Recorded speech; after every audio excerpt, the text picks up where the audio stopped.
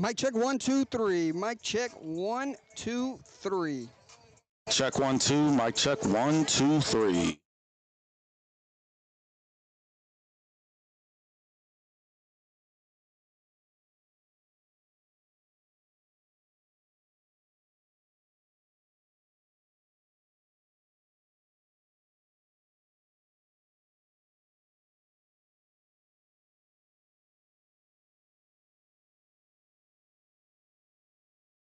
Here's your Beal and Abear starting lineup. Lance Beal, Turley's Catholic. Kenny Abear, Catholic High. Stephen Williams, STM. Don Connett, USL. Alan Haney, Catholic High. Gabrielle Romero, Sacred Heart. Beal and Abear, Acadiana's hometown lawyers. My dad started his accounting practice in 1971.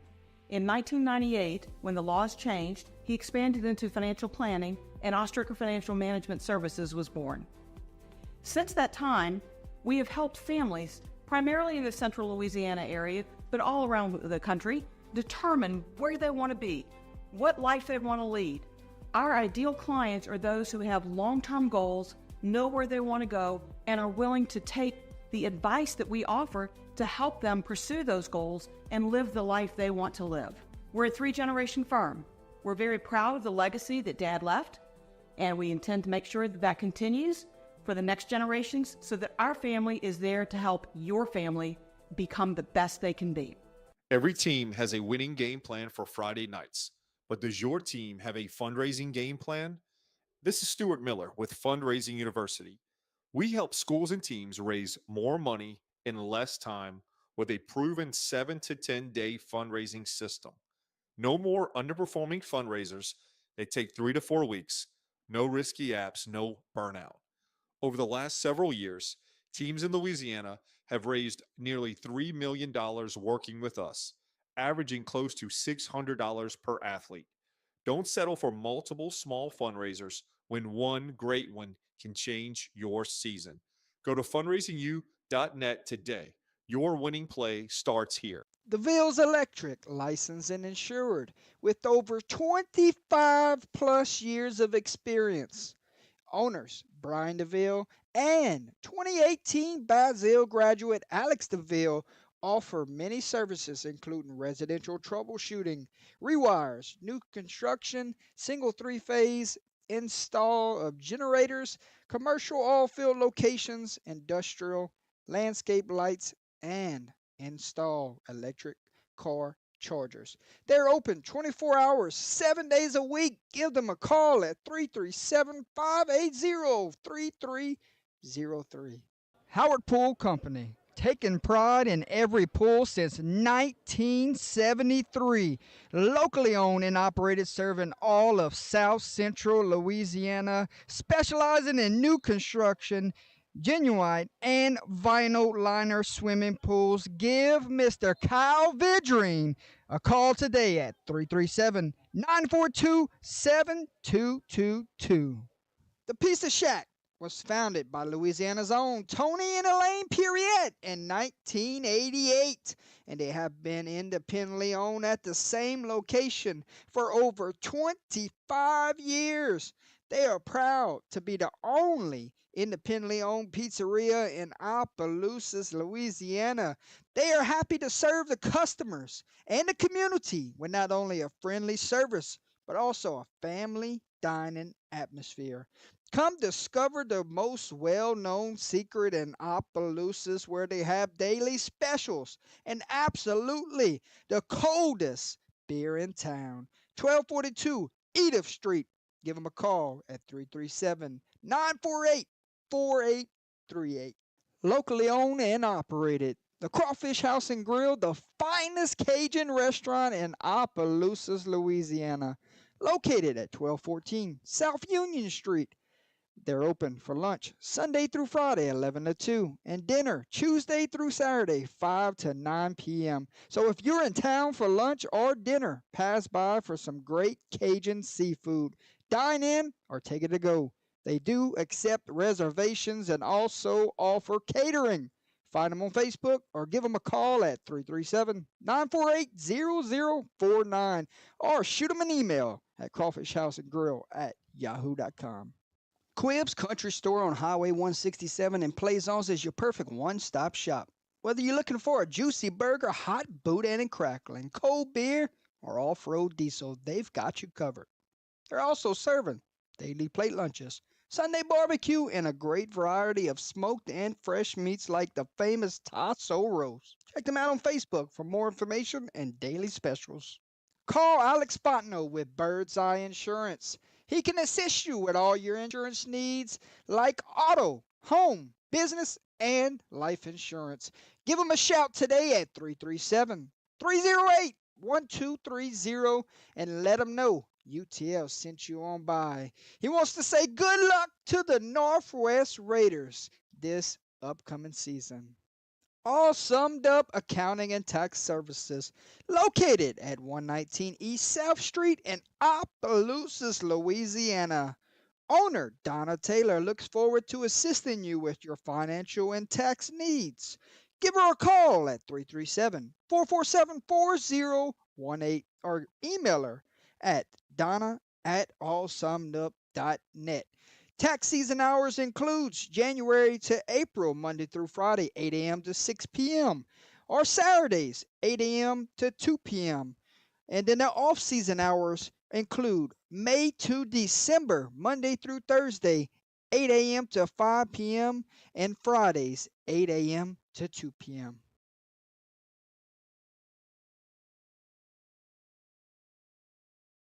Good to go.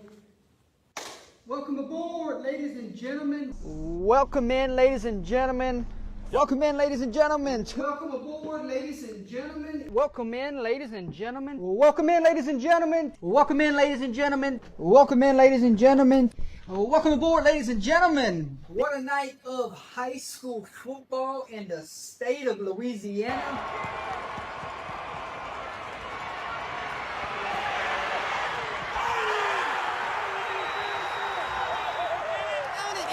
Down. Okay, he passes it. Court, 21. Oh my God! Touchdown! Oh, he got a man wide open. Oh, number 2. Off to the races. Oh, baby! I've seen it all, ladies and gentlemen. It's year 7, and tonight we have high school football live on Under the Lights. Get ready for those Gary Swallow wows and unforgettable moments we will be talking about for years to come. Get your popcorn ready, grab your favorite beverage, and crank this baby up to 11. Tonight, 2 teams step onto the field for 48 minutes, full of grit, passion, and pride. The countdown is over. The wait is done. High school football is back, and it starts right here, right now. Leave everything on the field. Have no regrets. Every hit, every yard, every second. Make it happen. This is your time. This is your moment. Step up, play hard, and wear it out with pride. One time. There's the snap. Here's the game. Deep ball.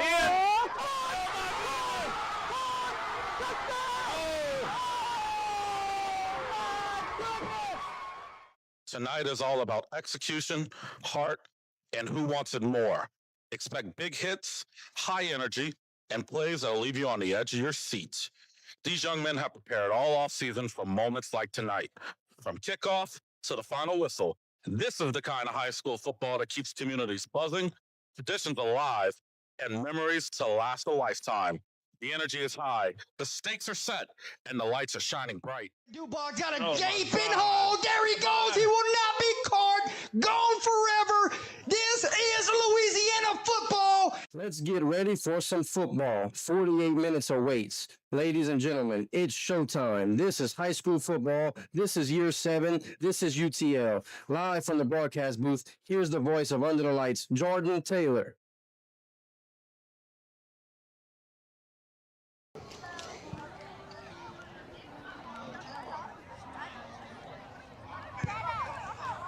Welcome aboard, ladies and gentlemen. Jordan Taylor, Enoch Brogy here at Hanson Field for a Friday night here in Louisiana. It's week 7.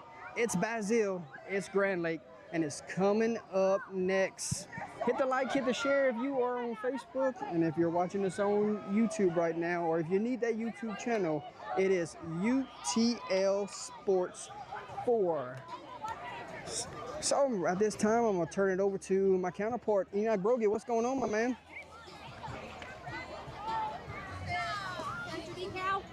Yes. With you, we were able to get the intro there, so I'm excited about this one. This is my first time here at Basile. I know this is trip number 14 for you, but hey, you know what? Experiencing new stadiums is always a fun thing, so I can't wait to see how this game's going to end up playing out.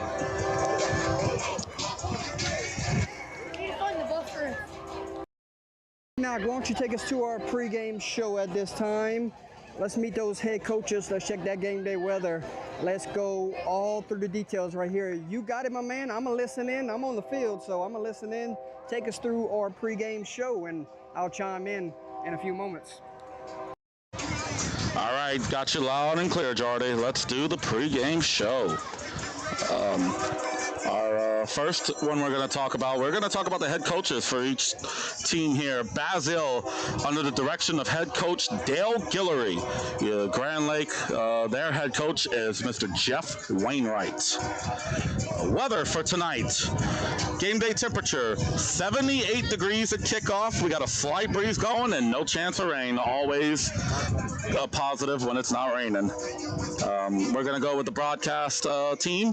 Play-by-play Jordan Taylor, color Enoch Brogy, as well as producer Enoch Brogy. We will talk about the records at this time. Basile with a 2-4 record. They are ranked number 28 in Division 4 non-select. Some work to do for them to clinch the playoff spot. Grand Lake 5-1, number 11 ranked in Division 4 non-select at this moment. A couple of wins here could have home cooking for them in the playoffs come round one. Let's switch over to the impact players. Impact players for Basile, number 4, Austin Ashford. Number 14, Pearson Como. And number 67, Roman Cortez. Grand Lake impact players, number 3, Keelan Vasquez. Number 10, JJ LeBov. And number 25, Jax Tingler. Keys to victory for tonight. We're going to go with the Basile Bearcats first. Number 1, time of possession. Number 2, turnover battle. Number 3, stay in front of the sticks. Number 4, establish the run early. And number 5, getting off the field on third down when they're on defense. With Grand Lake's keys to victory, number 1, win in the trenches. 2, special teams. Number 3, limit the penalties. Number 4, play some disciplined football. And number 5, win on first down, staying ahead of the sticks on first down. And that will be your pregame show. We will switch the camera to Mr. Jordan Taylor at this time.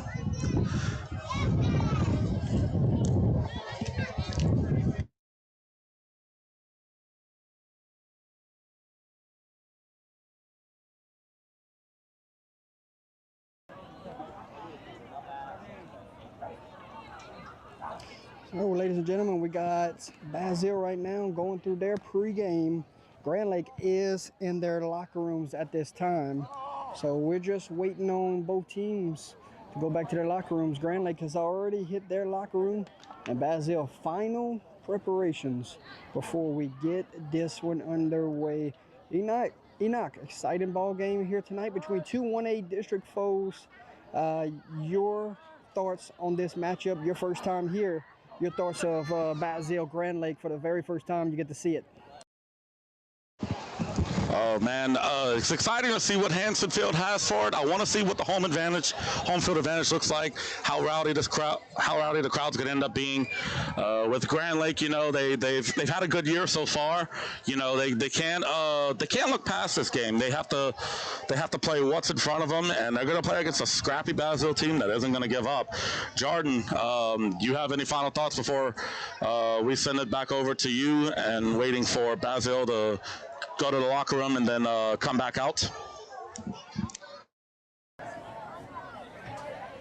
Yeah, man, I think it's one of those games where your back's against the wall right now. You have to go play with your hair on fire. You know You only got a few weeks left, and you're not guaranteed a playoff spot. So you got to come out and set the tone early in this game.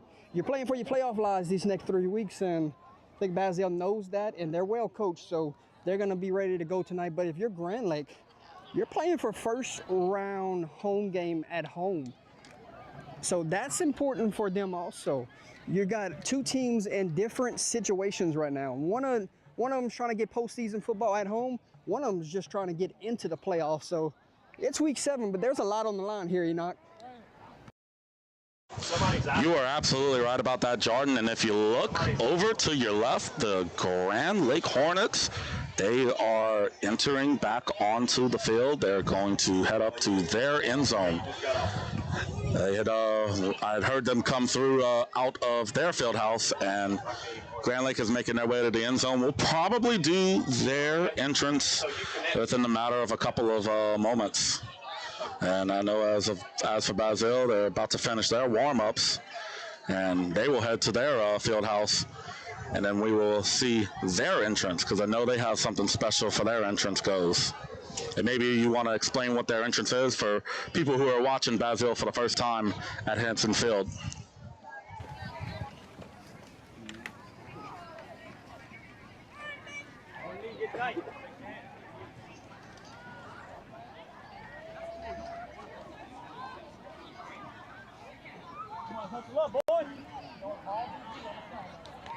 Yeah, Enoch. Basile will head to their locker rooms at this time. If Grand Lake goes to run out to their sideline, make sure you get it on the camera upstairs. I'm going to go get ready for Basile's entrance from the back of the bleachers. So you got it from here, my friend. Audio and visual is on you.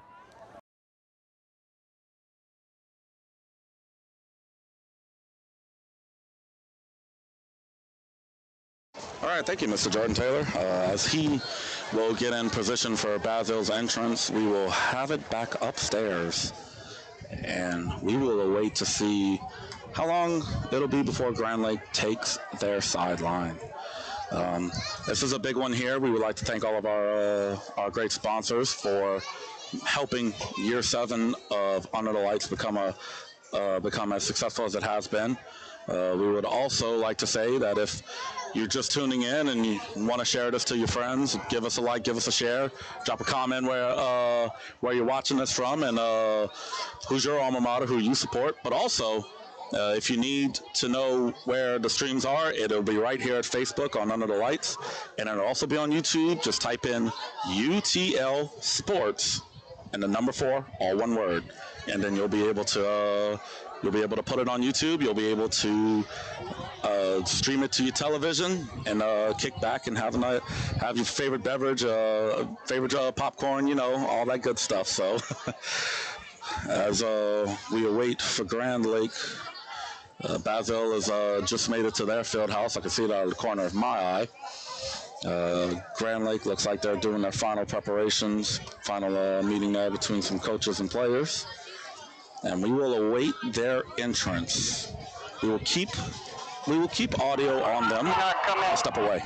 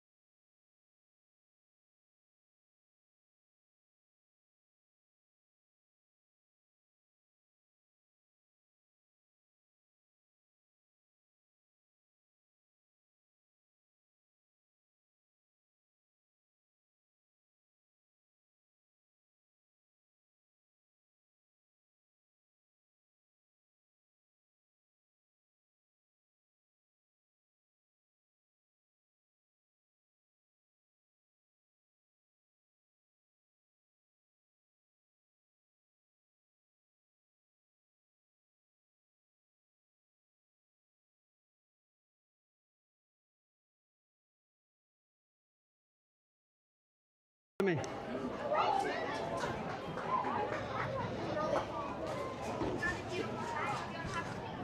Stay with me. Stay with me.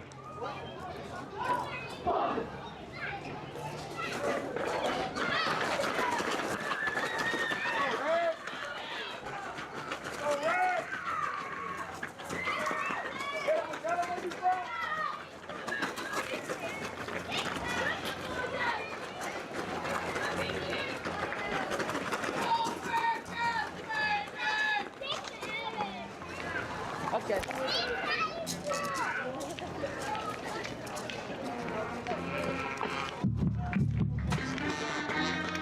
Good luck, Coach.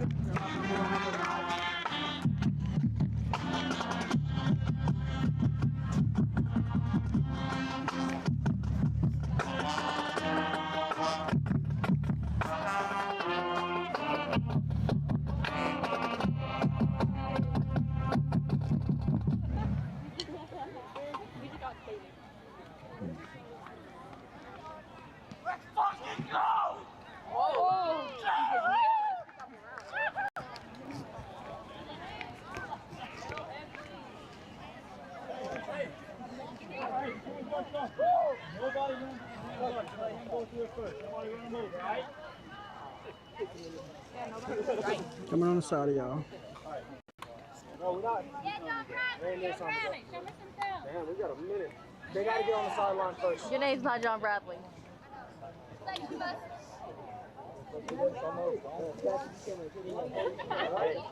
can't stop running. You might fall down. You got to hit that bitch. I guess so. Is this the news? Live on Facebook and YouTube. It's for the YouTube? Can they hear me? Like, here's... Oh, it's for the YouTube? Yes, go back at. Yeah. I'm going to flip it over to y'all. That's my fault.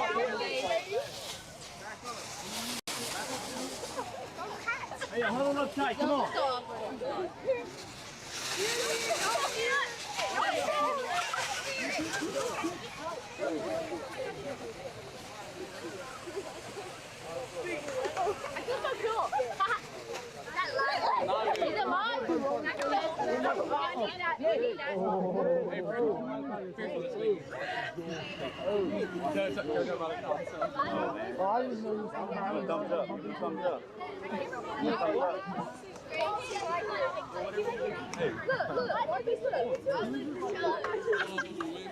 Don't be shy now. Look at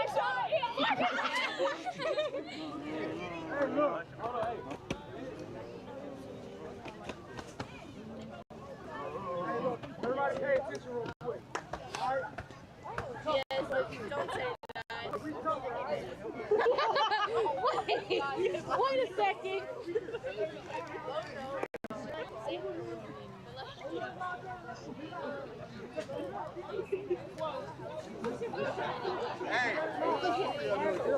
You gotta go out there and play full court on football.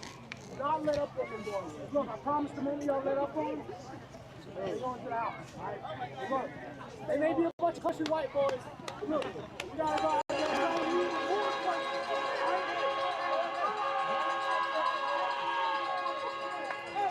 And there's your Grand Lake Hornets entering the sideline. We will hurry and switch back to the field camera to get Basile's entrance. hey, don't nobody run in front. I said we hit the field line. I said we hit the field line. Offense right. Defense right.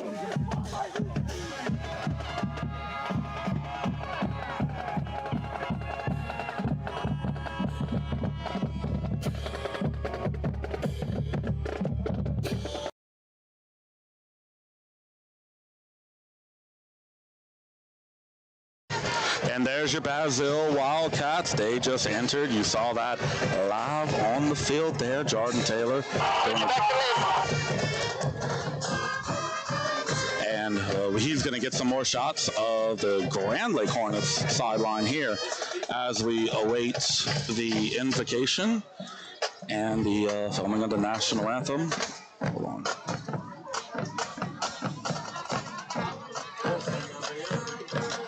All right, there we go. Looks like we got our audio and visual back to Back working.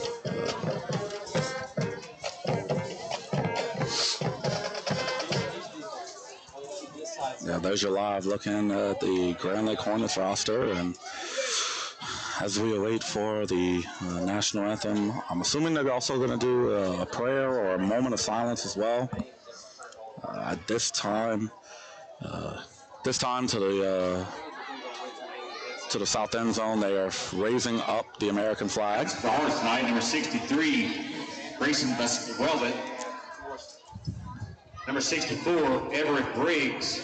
Actually, we are going to do the coin toss at this time.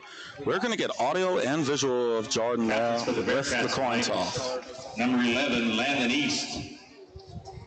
Number 4, Austin Ashford. We will switch audio and visual downstairs for the coin toss at this time.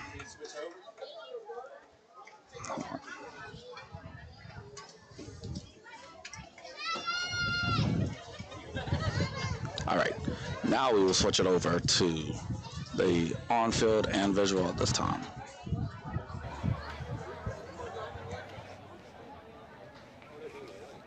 Switch upstairs.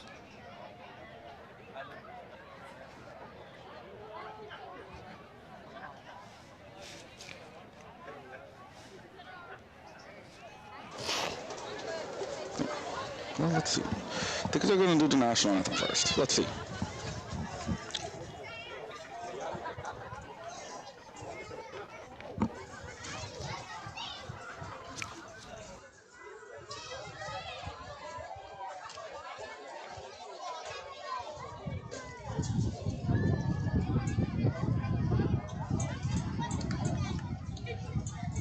Would everyone please stand for the invocation given by Father Brown? Please remain standing for the playing of the national anthem by the Basile High School Marching Band under the direction of Mr. Jimmy Bajerall. Upstairs, camera on flag. In the name of the Father, and of the Son, and of the Holy Spirit. Amen. Heavenly Father, we thank you for your many blessings of our families, our homes, our schools. We ask you to be with us this night for this contest, that you bless our players and grant that they may glorify you with their sportsmanship and their prowess, and may we be gracious in victory and generous in defeat, but the victory always is yours, through Christ Jesus our Lord. Amen.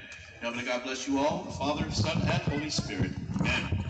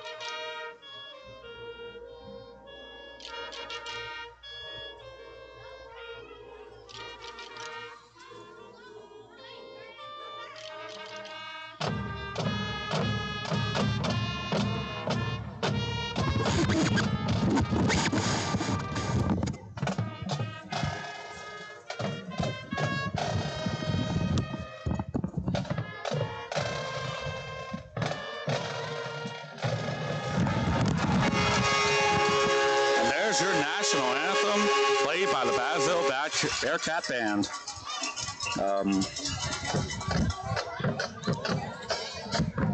At this time, we're going to get audio and visual back onto the field for the coin toss. All right, good luck to you.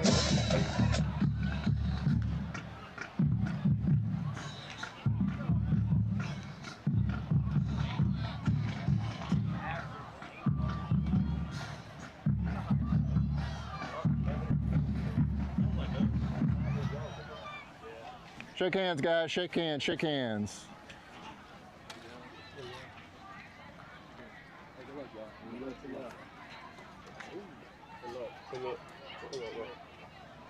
All right, guys. Welcome to Week 7, Friday night. Beautiful night. Are we excited? Oh, yes, sir. Good, because if you're not excited, I'm excited, and I guess I would need to find somewhere else to be, huh? My name is Matt Trey, and I'm the crew chief for tonight. This is Donald Jones. He's the umpire. If you have any issues or anything like that, come talk to one of us or someone dressed like us. Other than that, white talks to white, red talks to red. Y'all are all grown young adult men, okay? We're here to play football, so let's not do any of the other stuff, okay? That'll cost your team, right? Yes, sir. Let's just play football and get moving, okay? Yes, sir. All right, tonight's coin, the state is heads, the marsh is tails, the marsh is tails, the state is heads. I'm gonna throw it in the air, you're gonna call it in the air, and it's gonna hit the ground, okay? Heads. It is tails. What would you like? Defer. To defer. You want the ball? Yes. Yes, sir. All right. Which way you want to kick from the clock? All right. Put your backs right here. Put your backs right here. Here, guys. You want me? Basile has won the toss, and they've elected to defer. Grand Lake will receive. Shake hands, guys. Shake hands. Shake hands. Bearcats win the coins off the first and second half. It'll be Hornets ball. Good luck. Good luck.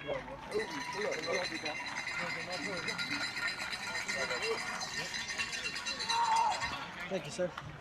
Y'all have a great game. Thanks. Okay, that settles it. We got Basile had won the coin toss and have elected to defer. Grand Lake looks like they're going to defend the north end zone to open up this game.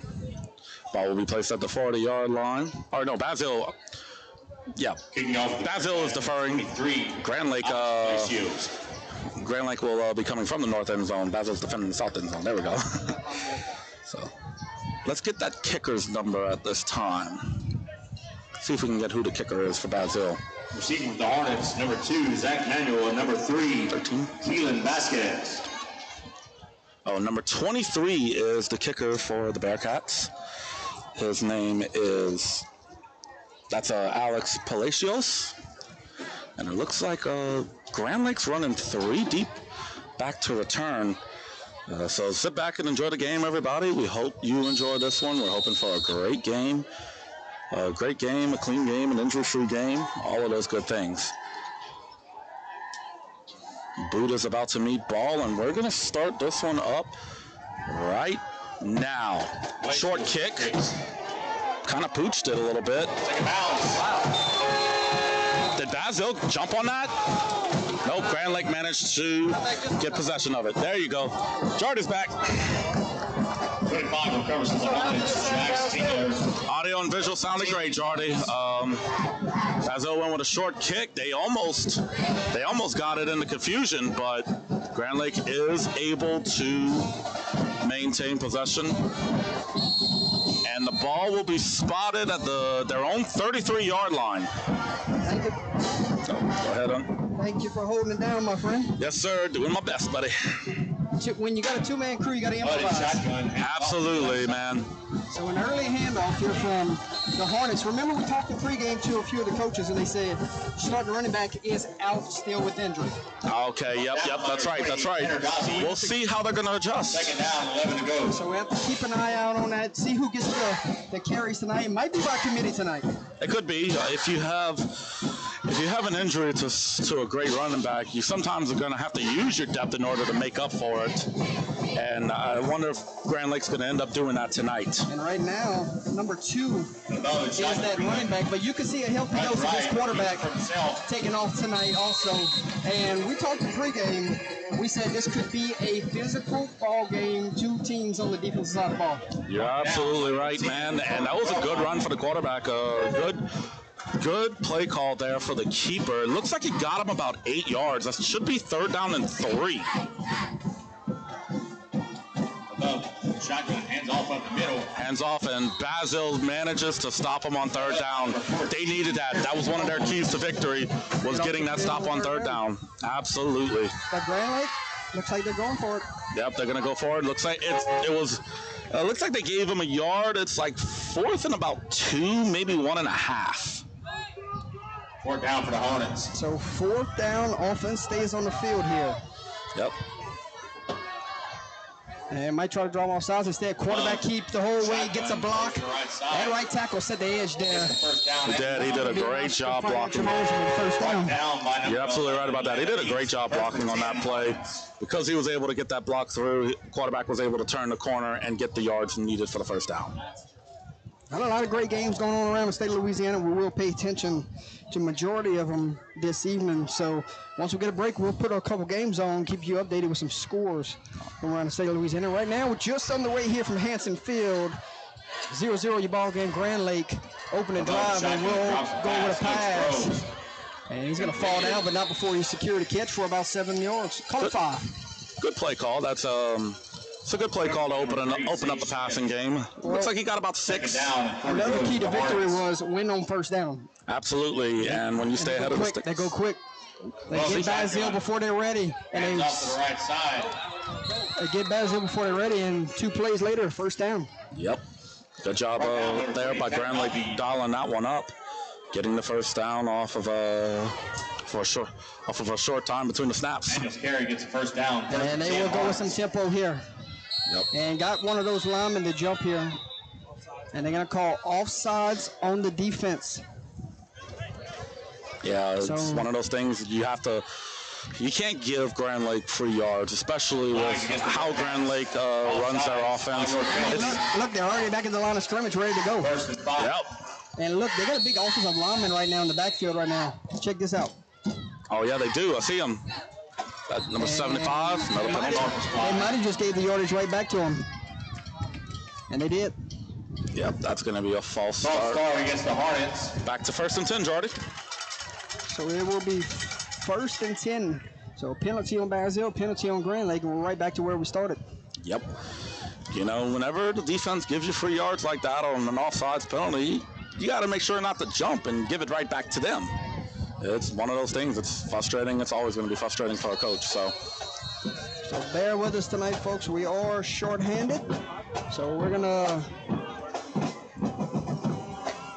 And they spotted the ball wrong. So bear with us, folks. We are shorthanded tonight. So we're going to try our best to give you a quality broadcast, right? Yes, sir. Absolutely. And... shotgun.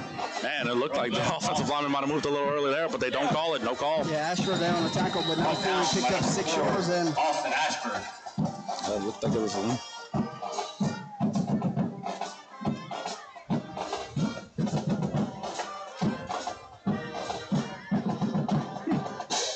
Shotgun. Rolls right. Cuts it up the middle. Rolls right. Let's see. Did he get enough? He did. Did he get enough? First down. Host the Bearcats. 1st and 10, Hornets. So we got 8:56 on the game clock. Chains removed. First down, Grand Lake, and a good drive here to start this one. Yes, sir. They're eating away some clock. They're continuously moving the ball. And pass this complete. And you look at Basile, they're not challenging these receivers here. So give them a lot of cushion. Yeah, I think they're worried about the deep ball, but if the if the receivers keep coming back on curl routes, then they're going to get it every single time. That was Vasquez on the reception, not handed off to the tailback, and number 2, Zach Manuel on the carry. Landon East. Tackled by number 11, Landon East, and I think I think we got situated upstairs. So now let's get in the groove. Yes, sir. High snap, hand off to Manuel, and another short pickup there. Going to bring up 3rd down. Yeah, it looks like he gained about 2 on that one. A yard and a half. It should be 3rd and about 6. Yeah, we're going to call it a 7. Let's call it 7. There we go. 3rd down, 7 to go. PA announcer agrees. Got a man running off late. Coach might have to burn a timeout here. Did not get him off in time, but no flag. Yeah, the official didn't see it on the far side. And Basile got lucky there not to get penalized with 12 on the field. Yeah, they got away with one there, and you know what? You'll take those whenever you get them. It was only a 1-yard gain there, Jarvis. So 4th down here. Basile. 4th down and 6 to go to the Hornets. Hornets. An opportunity to get off the field here in Grand Lake. Too good of a drive not to go finish it off in the end zone, but... Yeah. Do you go run? Do you go pass? What would you call in this situation, Jordy? I think right here, number 3 in the slot is your go-to guy. Yep. And before there, we got whistles. False start on the offense. Ooh. That's going to back it up 4th and 11. Yep, that's definitely what we would call a drive killer. That is not one that you want to have, especially on a fourth and manageable. And it's allowing Basile to substitute here. Yep, able to get a guy off. So now you might have to attack the middle of the field here if you're Grand Lake whenever it comes to a passing play. You look at 14 down there at the bottom, close to your line of scrimmage. The tight end, he got some size on these DBs. Yep. Does he go?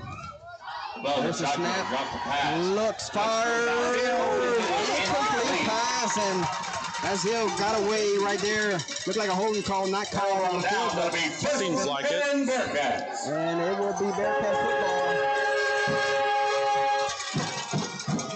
Yeah, when it comes to penalties, calls right there on this drive. Yeah, the too many men, and then a potential holding call that could have went Grand Lake's way. You look at that, they chewed up 5 minutes of game clock, though. And we'll see what Basile does with it. 7 minutes left in the first quarter. Basile's going to have to make a statement here on this first play, I think. Grand Lake had a good drive, but...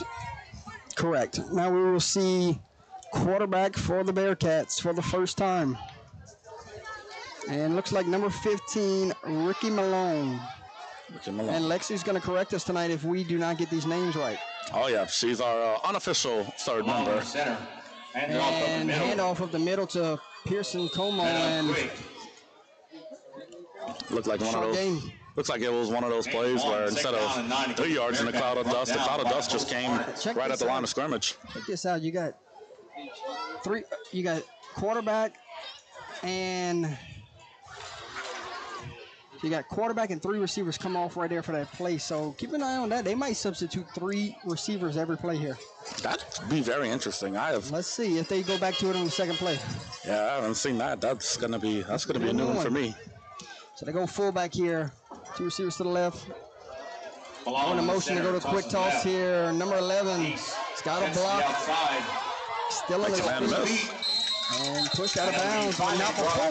Number 11, picks up an Oscar Financial Management. First down.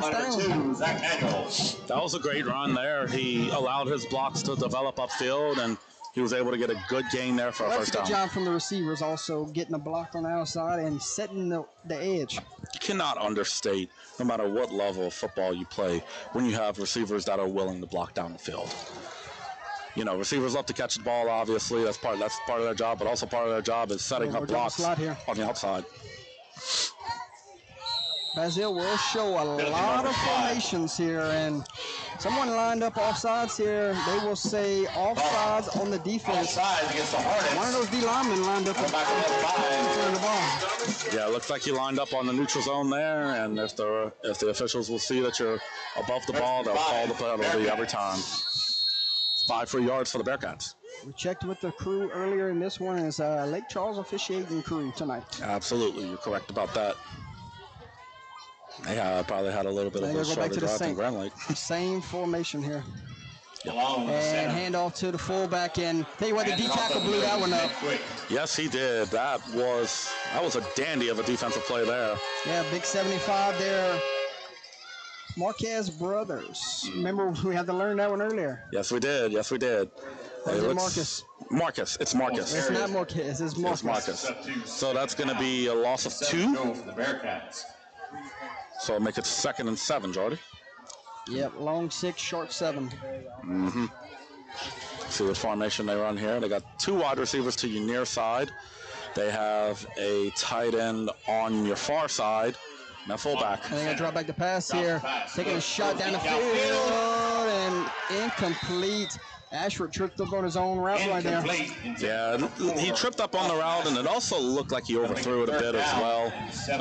Grand Lake. See what happens if he would have been in full stride right there. It would have been a 50-50 ball. Would have seen who would have came down with it. You're absolutely right about that. I'm trying to get the number of the defender in coverage there. That was 3. That was number 3. Yes, sir. Yeah, he did a great job. Almost had an interception, but instead it's going to be 3rd and 7 from Basile's own 42. Yeah, I think you try to set up a manageable 4th down here. You do not want to go backwards here. Then the punting unit would have to come out. But if you go 4th and short right here, they might keep the offense on the field. Yep. And before we get there, coach is going to burn a timeout. Timeout, Bearcats. So it's 4:52, ladies and gentlemen. 0-0. Timeout, Bearcats. We'll take a timeout with them, ladies and gentlemen. Let's check out out one of our sponsors at this time.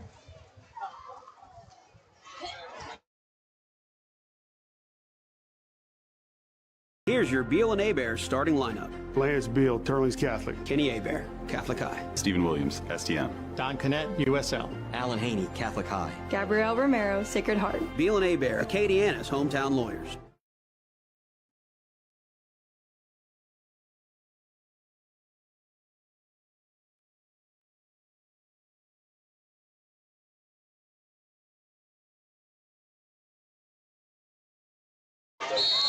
Welcome back to the Fundraising University broadcast booth, ladies and gentlemen. And they will go third and long. Here goes the demotion and go with the toss here. And number 11 knocked out of bounds, but not before we do go to that situation, setting up a manageable fourth down. I expect the offense to stay on the field here.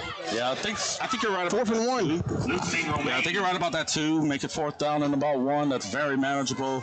If you need to, just set it up almost in a touchdown. Oh, they're going to give him the first down. Correction. They say first down. So that's a good spot there on the sideline right there. I thought he was a yard short, but they got a better look at it than we do. Yep. An Ostraker Financial Management first down there. And Basile will keep on moving. I told you, 3 receivers are coming in every play. Yep. They're swapping them out, it seems, every play. And see what they run here. Gotta go with the... Go back, I think that was number 14. Yeah, they went with Como there, and Como right into the heart of the defensive line. That's going to be tough sledding tonight if you're trying to run it up front. Yeah, you're going to have to, if you're Basile, you're going to have to try to confuse this defense. Well, you had some success running outside with 11 right now. So you're going to have to get those defensive linemen running east to west. Yeah, absolutely. That's a good way to try to tire them out. If you can tire out the defensive line by running outside consistently. Well, Grand Lake has so much depth on the other sideline. They can rotate at will. Yeah. They have about 50-something kids on the roster. 15's going to drop back the pass, throws it into the flats, and pass is complete somehow. And he's hit hard out of bounds for about a pickup of a yard. That one floated for a while. Yeah, that one did. Good concentration on the catch. I think that was Sage Smith on the reception. I think you're correct about that. That makes it third and about 6.5. We're going to call it 7. All right, we're back to the same situation. Same situation. Make it manageable. Make it manageable. You go time of possession. You try to play keep away from Grand Lake. You want to pull off a big upset here against Grand Lake, you try to win the time of possession tonight. Yeah, it's a good way for Basile to come up with an upset victory here. Just keeping that Grand Lake offense on the sideline for as long as you can. It's a big third down here. They're going to go with the jet motion. They get a block on the outside. And, takes a big shot. That was number 19, Landon Fontenot on the speed sweep. And looked like number 13 coming downhill, Kason Menard. Looks like he gained about 5 on that play, Jordy. Correction, Mayard. Kason Mayard. Looks like he gained about 5 instead of fourth down and 1 like it was the last chain of downs. It's 4th and 2. Yeah, if you're Grand Lake here, you gotta be wary of the long count here. Yeah, make sure you stay disciplined. And that's exactly what Basile was trying to do, get him to jump off sides, but great discipline up front from the defense. And if I'm Coach Dufresne, I'm extremely pleased with the way my front didn't jump just now on fourth down. Yep.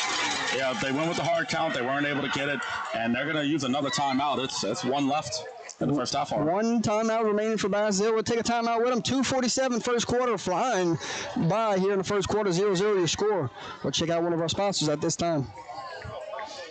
At this time, I would like to recognize our honorary board. Aqua Splash Pool Care, servicing Lafayette, Carencro, Abbeville, Crowley, Brobridge, New Iberia, and more. Specializing in greens, equipment repairs, and chemical balancing. Headache-free pool service so you can just relax and enjoy the water. Give owner Jock Abear a call today at 337-322-9699. Mr. Jock also wants to shout out his son Trey Abear and the entire Screaming Eagle football team at Vermilion Catholic. Welcome back to the Fundraising University broadcast booth, ladies and gentlemen. And fourth down, late substitution onto the field for the Bearcats. And they go quick toss to 11, and 11, this one's coming back, Enoch. You got a holding penalty right here. It was thrown from the Whitecap. And now if you're Basile, it's a spot foul, but you may be thinking of punting this football away. Yep. I think you're right about that. Depends on where they spot it. That's going to be a big penalty here. Wipes off the first down. So it is a holding call. Against the Bearcats. And the punting unit will come out here. I like this decision right here. 4th and manageable, go for it. 4th and long, beyond the sticks, you got to punt it away. Absolutely, you're right about that. And it looks like number 21. We'll do the punting duties. Number 3, high snap. They're going for it, and rough the kicker. Yep. And we're going to see where they spot this football. Not sure if it's automatic first down. So roughing the kicker it is. We're going to find out. If it's running into the kicker, it's a 5-yard penalty. Well, high school rules are a little bit different, so we're going to see what they call here. Yep. I'm assuming this will be an automatic first down. I want to find out. And he takes off running. Against the Hornets, roughing the kicker. And it is an automatic first down. An Oscar Financial Management first down, ladies and gentlemen.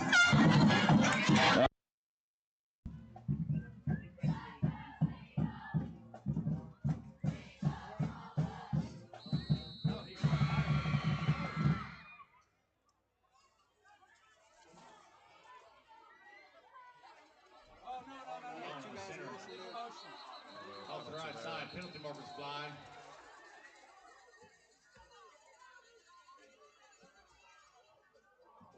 Ball start against the Bearcats.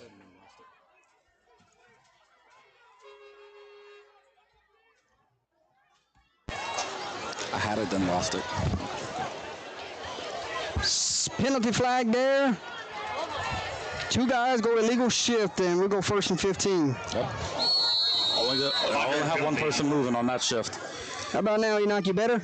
No, I still can't hear you. How about now? We're better? Well, I don't know what to tell you, bud. 1st and 15. We'll figure it out. Quarterback's going to drop back the pass and steps up in the pocket, turns into a runner, trying to get some of this yardage back in. Might have been a good decision. You had good coverage on the back end. Yeah, take what you can, especially with the fact that there just wasn't really any options downfield as it is. 2nd down and 13 to go for the Bearcats.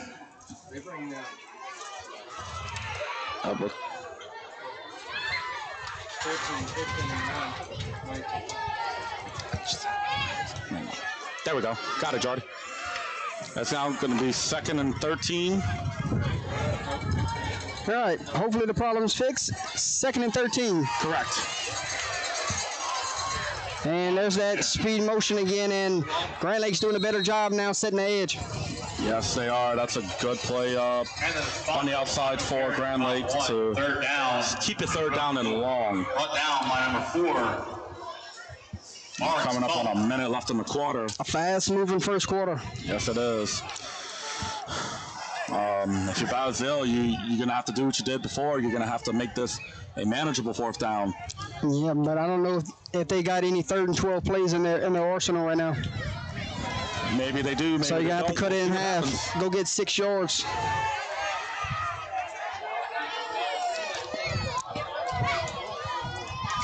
Gonna drop back the pass, rolls out the pocket, fires, pass is complete, and yep, they do got a 12-yard play call in their arsenal. His name is Austin Ashford.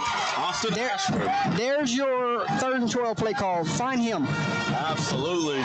Great play call there. Ostraker 1st down. They don't have to run another play if they choose not to. They could take it to the quarter if they decide. Yeah, if I'm coach right here, I'm sending my offense back to the sideline and talking about this first down play call. And 8 seconds. Let's see if they get one more play in. 5, 4, 2, 1. Not going to get it off. Nope. And they will take it to the sideline. End of the first quarter, ladies and gentlemen. Your score here at Hanson Field, just like we started, all tied up 0-0. When we come back, second quarter action. That's my wife's favorite thing over here when the PA announcer announcer says, give it up for the Basile Bearcats. Yeah. So, ladies and gentlemen, 0-0. We'll step away. You're watching Friday Night Football live on Under the Lights. 0-0. We'll be back.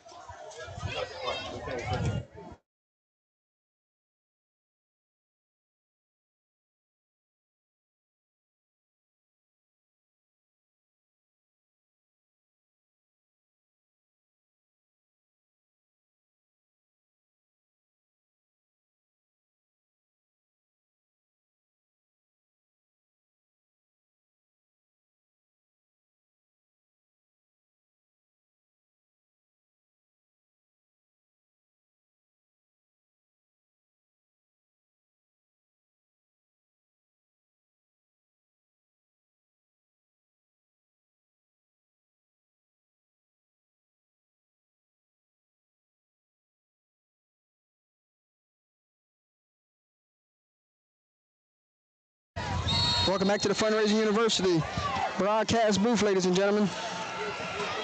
Yep. First down and 10. Remember, they got the conversion. And Como gets the handoff, still on his feet. They blew the whistle and might have picked up 2 yards there.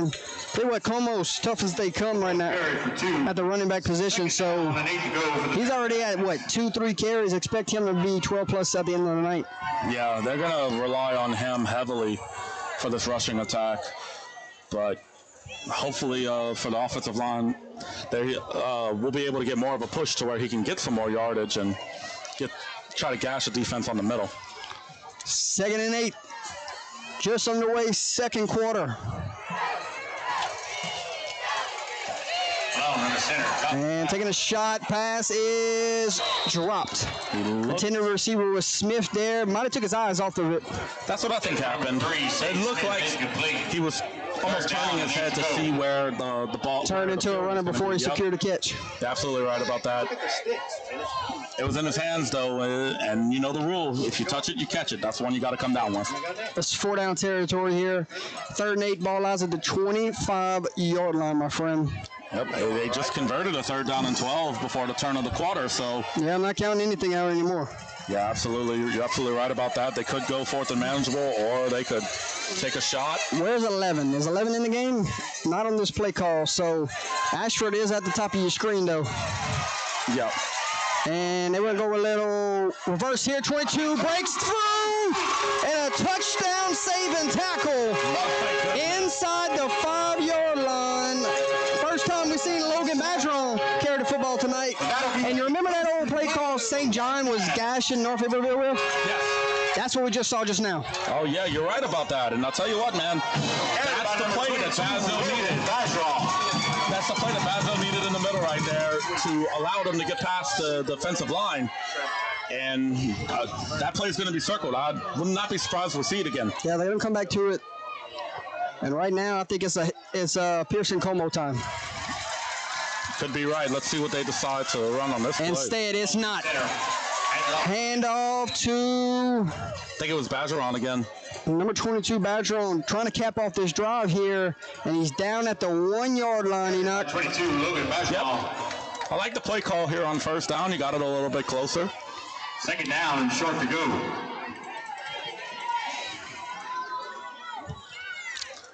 Second and goal from the 1-yard line. Quarterback sneak. Yeah, that's one I wouldn't rule out. I'd like that play call if they tried here on 2nd down. Let's see. Instead, it's Como. And nope, quarterback pulled it last second, and he's going to lose a yard for it. That was dangerous. I thought he lost the ball. I thought that was going to be a fumble at first. But he manages to hang on to it. And now you go 3rd and goal from the 1.5-yard line, and Grand Lake's 2 stops away from getting off the field here. Yep. Right now, this defensive line is playing tough in the trenches.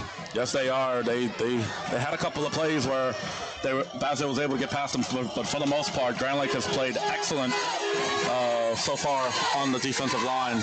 We'll see if that continues here on 3rd down and goal. And before we get there, Coach is going to burn his final timeout of the first half. 9:37 to go. Second quarter. Huge 3rd and goal when we come back, ladies and gentlemen.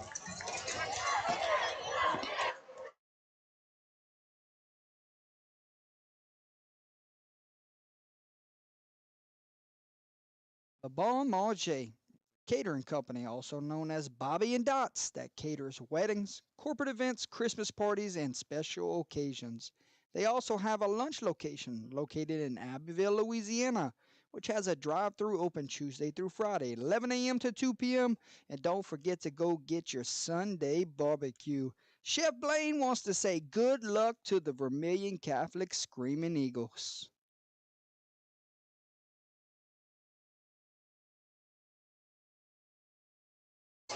Welcome back to the Fundraising University broadcast booth, ladies and gentlemen. An update up the road right there in Crawley, Louisiana. LCA 13, Notre Dame 0. That's the score update right now. And 14-14, St. Ed's Sacred Heart. Yep, got some good football going on, you know. We got a third and goal here. Yep. Let's see what he does. And push to the end zone. He is in. A touchdown, Bearcats. And what a drive. And you got to go back to the roughing the punter that kept this drive alive, and they cashed in points from it. Yeah, you're right about that. You say that penalties can kill drives. They can kill drives on the defense as well. It extends it for Basile's offense. Christian Rosales on to do the kicking duties, and the kick is good. 9:32 to play here, first half. And it is Basile 7, Grand Lake 0. Grand Lake has not touched the ball since that opening drive.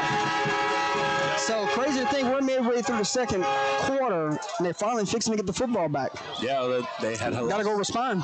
Yeah, they lost possession of the ball with about 7 minutes and 1 second left in the first quarter, if I'm not mistaken. So Basile's had it for 7 minutes plus 2.5. That was a 9.5 minute drive, Jordy. Yeah, the big penalty though. The big penalty. It kept the drive going. Plug forward. You're absolutely right about that.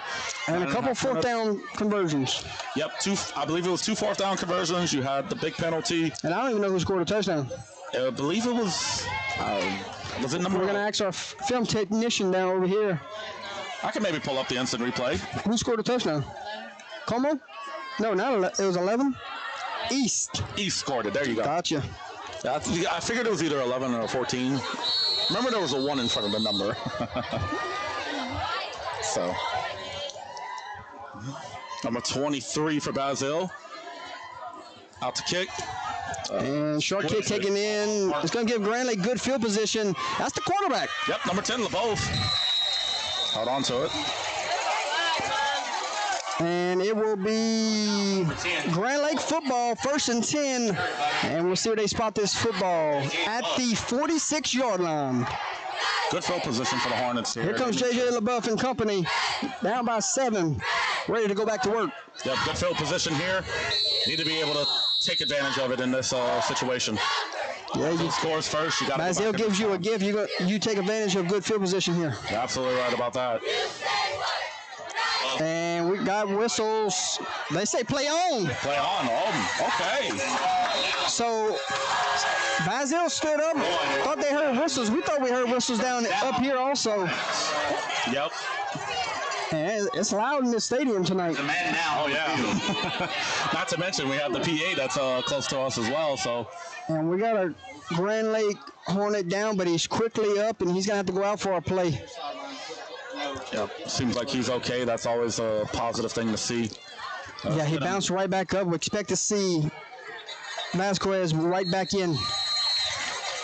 So the chains move, 1st and 10. Grand Lake, a Obstacle Financial Management first down. That's a gain of about 13 there, Jordy.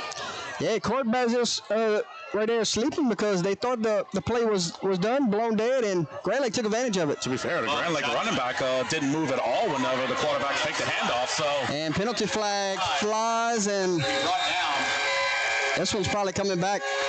I think this is going to be a hold against the Hornets. Let's see what the call is. And number 2. Come from the side judge on this sideline. Yep. And they're starting to march back. They call holding. Must be on one of them receivers down here at the bottom. You saw it? I didn't see exactly who committed the holding penalty, but if it was the side judge right there, seeing that a receiver could have done it is a good guess. It's an educated guess. And they're going to bring it back all the way to the 50-yard line. They got to get to the 31 in order to get a first down. That makes it first down to 19.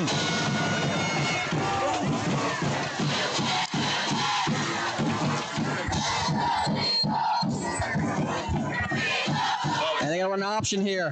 LaBeouf turns upfield and runs over defender, tripped up, and gets it all the way back to, going to make it 2nd and 7 after the big pickup. Gain of 12 on that one, Jardy. That was a good job for the quarterback to keep it on the option with the wherewithal to just tuck it in and run. Yeah, you got to respect both parties there. You got to respect the pitch, and you also got to keep eyes on the quarterback that he could tuck it and run just like what he did. Yeah, you see it especially in college where defenses specifically make sure that they either read, they play the read man or they play the pitch man. So yeah, we saw it earlier this year with Catholic upon competing. They ran it to the T. So right there, good job from LaBeouf. Quick pass out to Vasquez. Turns the burners on and picks up an Ostraker Financial Management first down. Yeah, that was a good play. Good play call there for the Hornets. Tell you what, when he puts his foot in the ground, he can go. Yep, gain of about 13 on that one, Jordan. And Grand Lake, another good drive here. Just like they're opening, they just stalled in the red zone. Right now, looking good. Trying to go tie this ball game up. And they're going to run that option again. And do get the pitch off. Ball is on the ground, and there's a fight for it. And Grand Lake probably came right back under it. So good job from the running back going and get that football. Yeah, he was on the ground, and he had to hurry up, stretch out to make sure that the Basile defender that was streaking towards it didn't fall on himself. A late pitch right there. Late decision. Late pitch, and it almost turned into disaster. Yeah, avoided it. And it goes 2nd and 11. Showing blitz off the outside. Looks, fire, got a man open, caught! Down inside the 5, they mark him at the 4. And Vasquez has Grand Lake knocking on the doorsteps. Yep, that'll make it first down and goal. What a call, man. And good job there from LaBeouf. Staying in the pocket, waiting for the route to develop. First down, and they go quick here. Hand off to number 19, and it runs right into the linebacker. That was good on good. Meet in the middle, see who wins. Yep, you're absolutely right about that. What a play there for the linebacker. Looks like he forced them to a no gain. He even lost a yard? Yeah, lost 2. 2nd and goal from the 6. You got 3 at the top of your screen right now. Instead, it's LaBeouf calling his own number. They still off the edge and gets off the block, goes and makes the tackle. Now it's 3rd and goal here. Basile's playing tough inside with their backs against the wall right here. Yeah, you like to see that from your defense, especially whenever you're Grand Lake. If you're Grand Lake, you got 2 plays to go get 7 yards here. Yep. What do you go to here? Well, the run. I'm saying, like, if you're a Grand Lake, you go to your best play calls here. You got to go get 7 here. Yes. And they got to throw it out. Got Vasquez. Can he make a guy miss? Makes one miss. And the rally to the football going to be short at the 6. It's 4th and goal from the 6. And we usually say decision time, but the decision's made. They're going for it. Oh, they absolutely are. You know, this is one of those situations where they have to go for it here. Wonder if they're going to go pass or run. 4th and goal. Going to try to hand it off. Quarterback keep. And going to be short. At the 2-yard line, Basile gets off the field, and it will be a turnover on downs. Yes, sir. And real quick, we got a Hornet slow to get up. So, ladies and gentlemen, we're going to step away as they look at the injured Hornet. Prayers are with the young man at this time.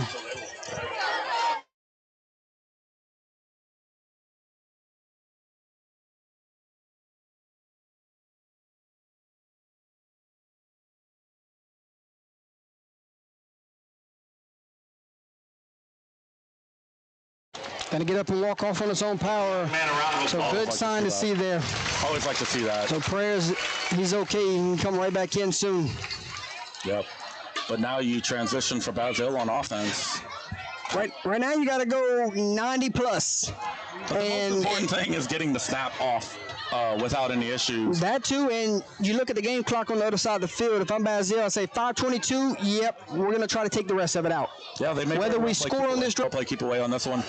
With Basile, no going backwards here. You're in the shadow of your own goalpost. Yeah, you gotta be careful. You said make sure you get the snap, and that Grand Lake defense is gonna be. They're gonna be pinning their ears, and they'll be coming. Yep. I would not be surprised if Grand Lake throws a blitz here on first down. Well, right now you got 10 in the box, Enoch. 10 in the box, and you got one covering a receiver. And might have lost a yard. They did. They lost a yard at the 2 now. Second down and 10 to go for the Bearcats. Yep, 10 in the box, making it a blitz there, and not snapping this until it's under 10 seconds on the play clock if I'm Basile. And if Grand Lake, you just keep doing what you're doing. You force a punt here, get good field position from it. Yep, you're absolutely right about that. If Basile shows anything that is, if they show 2 or 3 wide receivers, you play it out of respect, make sure they don't get behind you.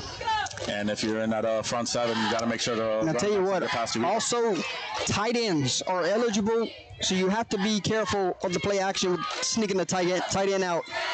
Yes, you do. And hand off to the fullback up the middle. Just a little split back veer look here. Just try to get out from the back of the end zone here. I like the play ball there. Third down and 7 to go for the Bearcats. It's going to be 3rd and 7 for Basile. Yeah, we're watching the play clock here. It's at 30 seconds right now, and 4:20 on the game clock. So they're doing what you expected them to do in under 10 seconds. Yeah. But Grand Lake, you get a stop right here. You're going to set yourself a good field position to try to tie this game up. Yeah, if they get a stop right here, you're going to force a punt, and Grand Lake could find themselves in good field position again. It'll force Basile's defense to be able to make another big stop. Here we go. Snap to that 3. They will throw it. Got a man open. Number 1, and a good open field tackle there from number 17, Mason Babineau. Got it out to number 1 just now, and I'm not mad at the play call. I like the play call. They completed it, so the clock keeps running. Yep. Marcus Evans was on the reception there, and Ostraker first down. It's an Ostraker Financial Management first down. Needed 7, he got 8. So you know what? Kudos on that play. That was a good call. It's one of those where we don't run to the sticks, we run about 2 yards past it. Yep, absolutely. And now you go back, split back veer, look, quick toss to 11. Did he get the outside? Stretches to the left side. And 17 is going to wrestle him down for a pickup of 8. I thought he will. Number 11, Landon East. 17, Mason Gonna make it 2nd and 2. So they're still having success on that quick toss out to the east. Yep. If you're Grand Lake, you're going to have to make an adjustment for that toss. Well, they did. They did on the last drive. They started stopping the edge here. So go back to there, but you can't get gashed up the middle if you start taking some guys out of the box. You're absolutely right about that, man. Got a 13-7 update from LCA Notre Dame. So Notre Dame scored some points. Yes. Got another update for you. East Ascension 14, Santa Mont 7. Okay. East Ascension just scored a touchdown and a 2-point conversion. All right, we got 2nd and 2 here with 2:35. I think they're trying to make this the last possession, but the ball's on the ground, and We got it. And I'll tell you what, 15 is lucky to recover that football. Ricky Malone. Yeah, he is. We talked about it at the beginning of the drive. You got to make sure the quarterback center snap exchange is clean, and doesn't look like that one was. I don't know whose fault it was. I don't know if they're going back to the toss there. I don't know if they have either. I thought they were going back to the toss there. He tried to get out too soon. Yeah. But now you look at it, it's 2 minutes left. So you got 15 seconds on the play clock and no timeout. So Basile's got to get out the huddle here. Yeah, they do. You do not want to go 3rd and 8 here from a penalty. No. They have to get lined up fast. I don't know if they're going to get this play off. 3, 2, 1. They get it off at 1. And they're going to go with the bootleg here.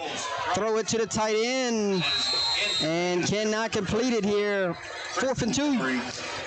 They try to get him out into the flats right there, but cannot connect, and the punting unit is going to have to come out here. Yeah, the ball was a little bit overthrown. Tight end just didn't have much of a chance to be able to catch up to that ball to complete it. But had he been able to, he'd had some space. 21 on to do the punting duties here. That's Kai Smith back deep for Grand Lake. Is the quarterback, number 10, and booms this one away. LaBeouf's going to fair catch it, and ball And the ball tripped off his fingers, hit the ground, head back into his lap. A lucky break there for Grand Lake. That ball doesn't take a favorable bounce. Grand Lake would be in trouble there. 4-yard line. So you go 1st and 10 Grand Lake from the 44-yard line, 1:33 seconds remaining before halftime, and you got all 3 timeouts if you're the Hornets. So you got plenty of time and a couple of timeouts in your pocket. Yeah, you do. Wondering if Grand Lake is going to try to take a shot down the field. Maybe a crossing route in the middle of the field could do some wonders for him. So I don't see 3 in the game right now. Damn, Tyson. God damn. So we'll have to see if he comes back in on the next play. Yeah, he's not in on this one. We'll see what they run. And they're going to start with the inside handoff. Good blocking up front. And he picks up 11 yards and a late flag. He threw that one late. So let's see what they call here. Talk about a touchdown saving tackle that was. But we'll see if that play even matters, because it could be against the offense. Here's your call. And they're going to mark it off. It's against Basile. Personal foul, shot block against the Bearcats. So they call below the waist, and it is a big 15-yard penalty. Grand Lake will be set up. Great field position, 127. All 3 timeouts. If you're the Hornets, you're feeling good right now. Yes, you are. I mean, you look at that. That was about a 10 or 11-yard run, and then you add 15 to it, 26 yards gained with the penalty. So Grand Lake's happy about that, and they'll take that every play if they could. So it is 1st and 10. Quarterback will fire, and you go back to the cushion. Number 21. They're giving them that route all night if they want it. Yes, they are. And Grand Lake's taking it whenever they get the chance. So it's a gain of about 9 on the play. It'll be second or nope. They're gonna mark it a first down, Jordy. That's gonna be enough to first down for you, Jordy. And 3 still on the sideline. We're going to wait and see if we can get an update. LaBeouf's going to call his own number here. Cuts it back inside, and he will have about 10 yards there. And the ball came out late. But they say his knee was down. Basile pointing like they got the football. A long discussion going on between the referee crew here. And they point Bearcat football. I didn't see it come out. And Basile jumped on it. So that one must have came out late. We were getting ready for the next play, and Basile pointed like they had it, and they signaled first down Bearcats. Yeah, they did. I mean, I looked at it and thought that it looked like the official was almost signaling the first down because he had about 10 or 11 yards on it, but they stopped the clock, and upon their talk, and good walked out with the ball. And good luck seeing who recovered the football. We wasn't even paying attention. Right. But the Bearcats have it. They can run this clock out here, take a 7-0 lead in the halftime. Take a couple knees. Well, you got Grand Lake got all 3 timeouts, so keep that in mind. Yep. And go with a handoff here, and Como almost broke one. And picked up 10. And you ain't got no timeouts, so you're going to have to go with your up-tempo offense here. Unless coach is satisfied, take a 7-0 lead in the halftime. Yeah, we'll see what he does on this play. They're huddling here. Other than here, they have to run the play before halftime. They still have to run one more play. It looks like they're going to take their time with it, though. They're probably going to be content with taking this into halftime. And you remember, Basile deferred. So they get the ball So back. I get the ball to start the second half. Yep, that's big. That's a big decision at the beginning of the game, and it looks like it could pay dividends. And they do have to snap it at least one more time. And Como's going to get another carry here, and he's taken down for a short gain, and that will get us to halftime. The clock will run away here. And tell you what, you take a look. You take a look at the time right now. 45 minutes, and we're at halftime. I like it. Yeah, that's a quick game. Yeah, it's been a quick game so far. You know, you said 45 minutes of. 45 minutes, and we're at halftime. Look at my guy down there. Let's see if I can cue him up. He's always in the chat on Wednesday nights. That's Mr. Skinner? Yeah, stats man on the sideline. He's one of our #1 fans on Wednesday nights, ain't he? Oh, absolutely. Mr. Keegan Skinner's always in the chat. And you know what? I can relate. I've done stats for my alma mater. The only difference is I would do it from the press box. He's on the sidelines doing it. And he's still in high school. He is still in high school. Okay. Yeah, I did stats my last 2 years in high school, so I definitely know what he's definitely can relate to what he's doing right now. Good friend to the program. Just wanted to give him a shout out just now, but absolutely, man. Your head coach, Coach Giller, is gonna walk into the locker room. He's got to be pleased with the way his team's playing right now. Yes, he has to be. You know what? Taking a 7-0 lead in the halftime, them controlling the clock like they want to. This game is going Basile's way as of right now. We'll see if Grand Lake can make any adjustments to try to swing momentum back into their favor. Well, I mean, they had no problems moving the ball. It's just they're shooting their own self in the foot. Yeah, with the penalties and whatnot. Penalties are drive killers. There are ways to steal momentum from yourself. A lot of penalties are usually unforced. So it's one of those things. If they're going to take the momentum back, they have to keep it clean. They have to keep the officials from throwing the flags. Keep them out of it. I know we don't have it marked down, but a lot of penalties in the first half. Yeah, this was not one of the cleaner, games that we've had of the year so far. There's been a fair amount of penalties on both sides. Grand Lake looks like they've had the bigger penalties in scope, but Basile's had a fair few of their own that has hurt them at various points. I don't eat breakfast. So we look like we got some halftime entertainment moments away, my friend. Your first half thoughts before we get on out of here and start our pregame show. Pretty good first half so far, minus the penalties. You know, it's gone by fast. Looks like we only had about 45 minutes of real time through it. So we'll see if the second half goes as quickly. Maybe Grand Lake tries to slow things down a little bit.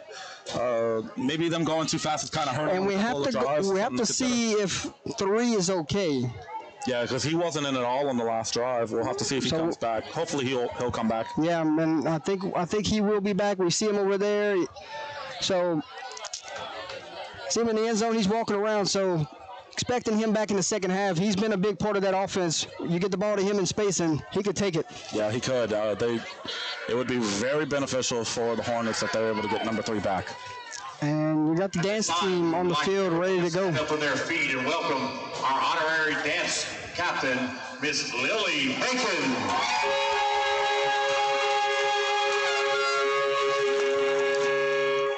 Ladies, your music is on.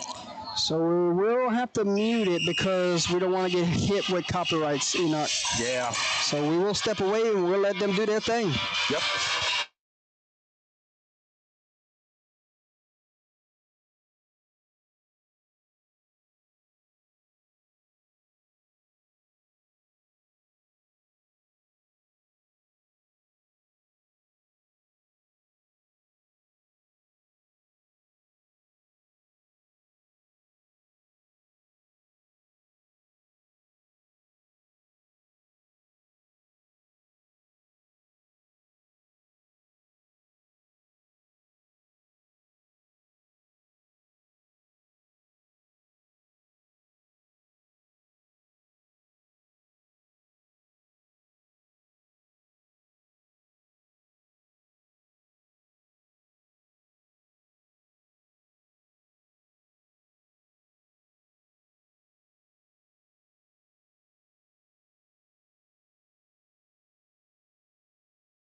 How about that dance team right there, Enoch? Great job. We did have to mute it. We don't want to get hit with copyrights, but a phenomenal job right there from Basile dance team. I see the band getting ready to take the field, getting ready for a halftime show tonight. Real quick, we got some time before they get on the field. Let's check out one of our sponsors at this time. Cool? Yep. Alrighty, so we got about 5 Shot Media, a group of photographers 4 with minutes, dreams so to we'll be right change back. lives through sports photography and videography. Nothing better. They offer sports media days, tournament on-site printing, school pictures, and so much more. Coming to a sideline near you this 2025 football season. Find them on Facebook at 5 Shot Media or give Coach O an email at coacho@5shotmedia.com. Equipment is the lifeblood of their operation. They take immense pride in the reliability of their equipment and the expertise of their dedicated team. Every unit undergoes rigorous testing and quality checks before delivery. With over 160 years of combined mechanical experience, their team exemplifies unwavering pride in their craftsmanship and consistently delivers top-tier service. They offer free ASME training to your personnel to ensure your job is done safely and on time. Give them a call at 337-359-8563 or visit their website at rentintegrity.com. At Integrity, they do what they love, and they love what they do. Team Louisiana Baseball, founded in 2010 in ERAF. Team Louisiana Baseball fields teams from ages 7 to 18. They currently have youth programs.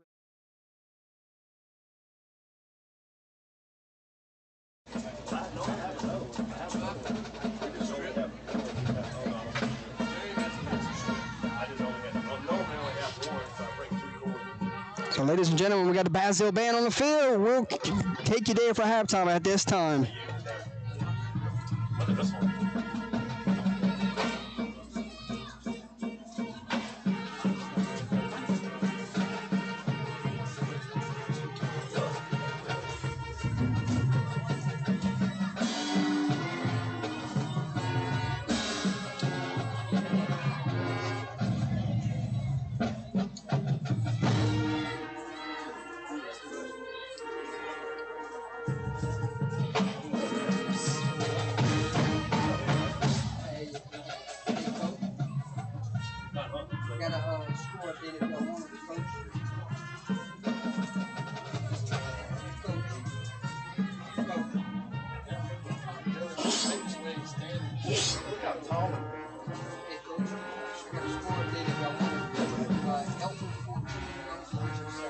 Oh, wow.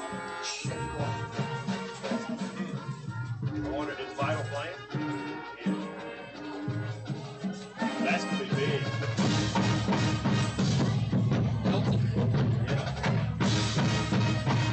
Yeah. Second quote.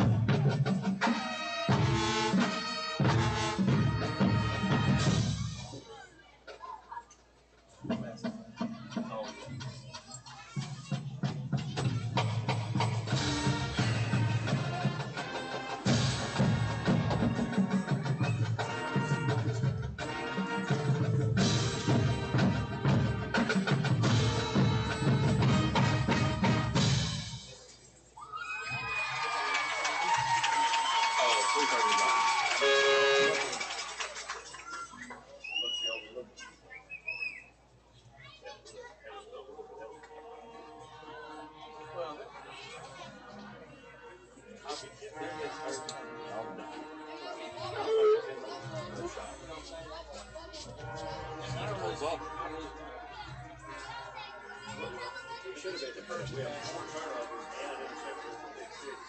And a punt return that went down. Exactly. I mean, it should have stayed in.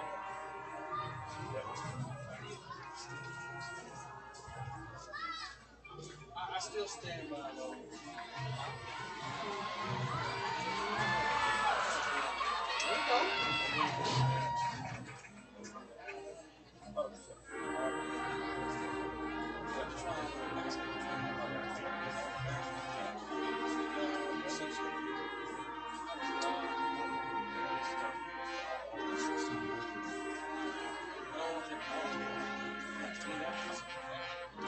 That's a big deal to put on the target.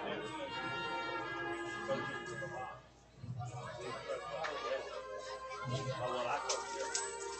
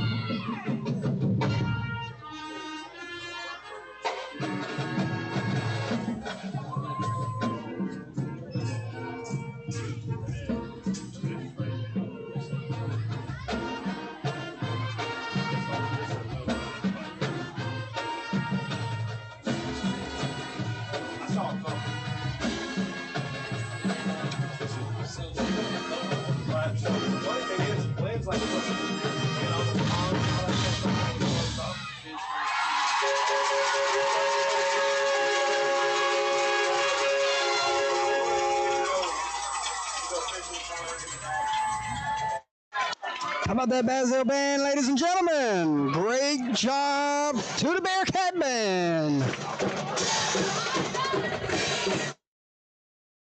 Five Shot Media, a group of photographers with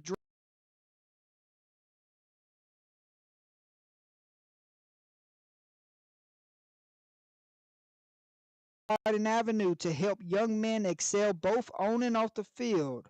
Team Louisiana has also helped over 500 kids in the state of Louisiana pursue their dreams of playing college baseball with their high school program. Call them today at 337-937-4360 to be a part of their family. The Zydeco Spice gearing up for another football season. The longest running women's tackle football team in Louisiana and the 2023 WFA Midwest Division champs currently looking for players 17 and up. No experience is necessary. Head coach Josh Edison, owner Dr. Mia Brown, look forward to having you for this 2025 football season. The road to another championship has begun. Atchafalaya Basin Seafood is a seafood business located in Krotz Springs, Louisiana. They offer a variety of fresh seafood products, including crab, fish, oysters, and more. With a focus on retail and wholesale sales, Atchafalaya Basin Seafood is dedicated to providing high-quality seafood to their customers. Their commitment to excellence and their wide range of seafood options make them a go-to destination for seafood lovers in the area. Live crawfish for sale when in season. Give owner and the mayor of Krotz Springs, Mr. Carol Snyder, a call at 337-566-8957. Delivering babies by morning and coaching high school football by night. Dr. Terrence Teaspoon Thompson, OBGYN, currently located at Acadian Medical Center in Eunice, Louisiana, accepting new patients. So if you're an expected mother looking to make a change or looking for a new OBGYN, look no further than to Dr. Terrence Teaspoon Thompson. He's accepting all insurances, including Medicaid. Oh, this is Coach Dr. Terrence Teaspoon Thompson. You can find him on a Friday night on the sideline at Paul Trosclair Stadium as he coaches the Eunice Bobcats. Good luck, Coach, and good luck, Bobcats. Fourth Quarter Mentality is a sports performance training business that specializes in position-specific training, development, conditioning, and football recruitment. Owner Donald Fusilier. Contact him on Facebook, Instagram, or Twitter at Fourth Quarter Mentality, or give him a call at 337-551-9941, or shoot him an email at theteamfuseCamp@gmail.com. Rocky's Tales and Shells Dugout Grill and Bar, a Cajun and Creole restaurant located at 124 Lyle Avenue in Bunkie, Louisiana. Give them a call at 318-346-1922. They're open Tuesday through Saturday, 11 a.m. to 9 p.m., and closed on Sundays and Mondays. The best seafood around and also the coldest beer in town. They want to wish the Bunkie Panthers best of luck in this 2025 football season.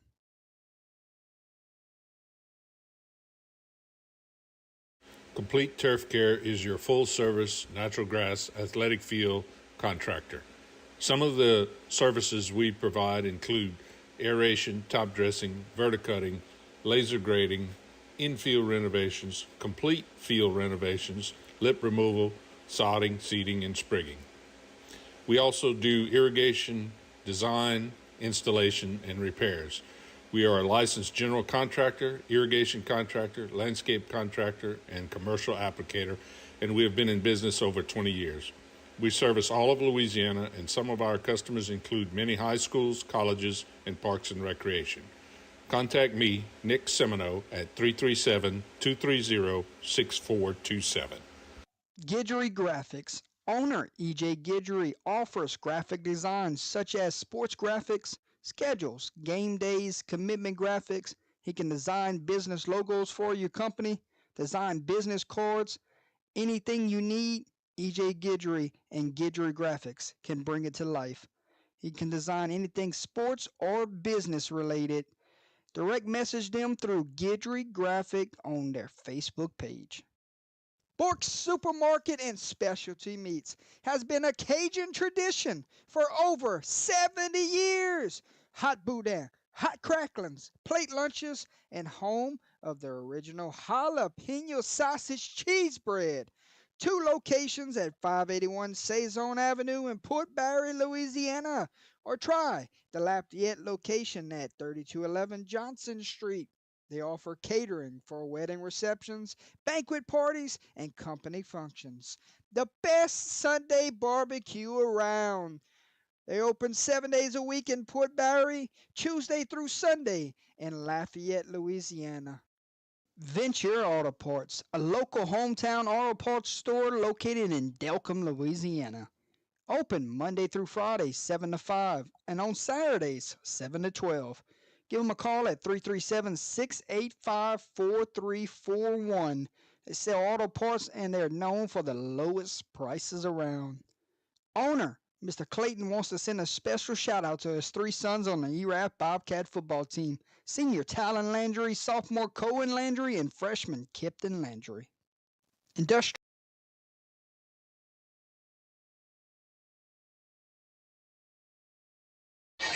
Welcome back to the Fundraising University broadcast booth. Second half coverage, moments away. Bogey, 7-0 here. Basile will get the football to start this second half. Welcome, everyone. Boop meets ball. And we are underway. Good kick. Taken at the 3-yard line. Full head of steam. See if they all stay in their lanes. And they do. Good job from Grand Lake on the kick coverage. He was coming with a full head of steam there. If he had an opening, it could have been 6.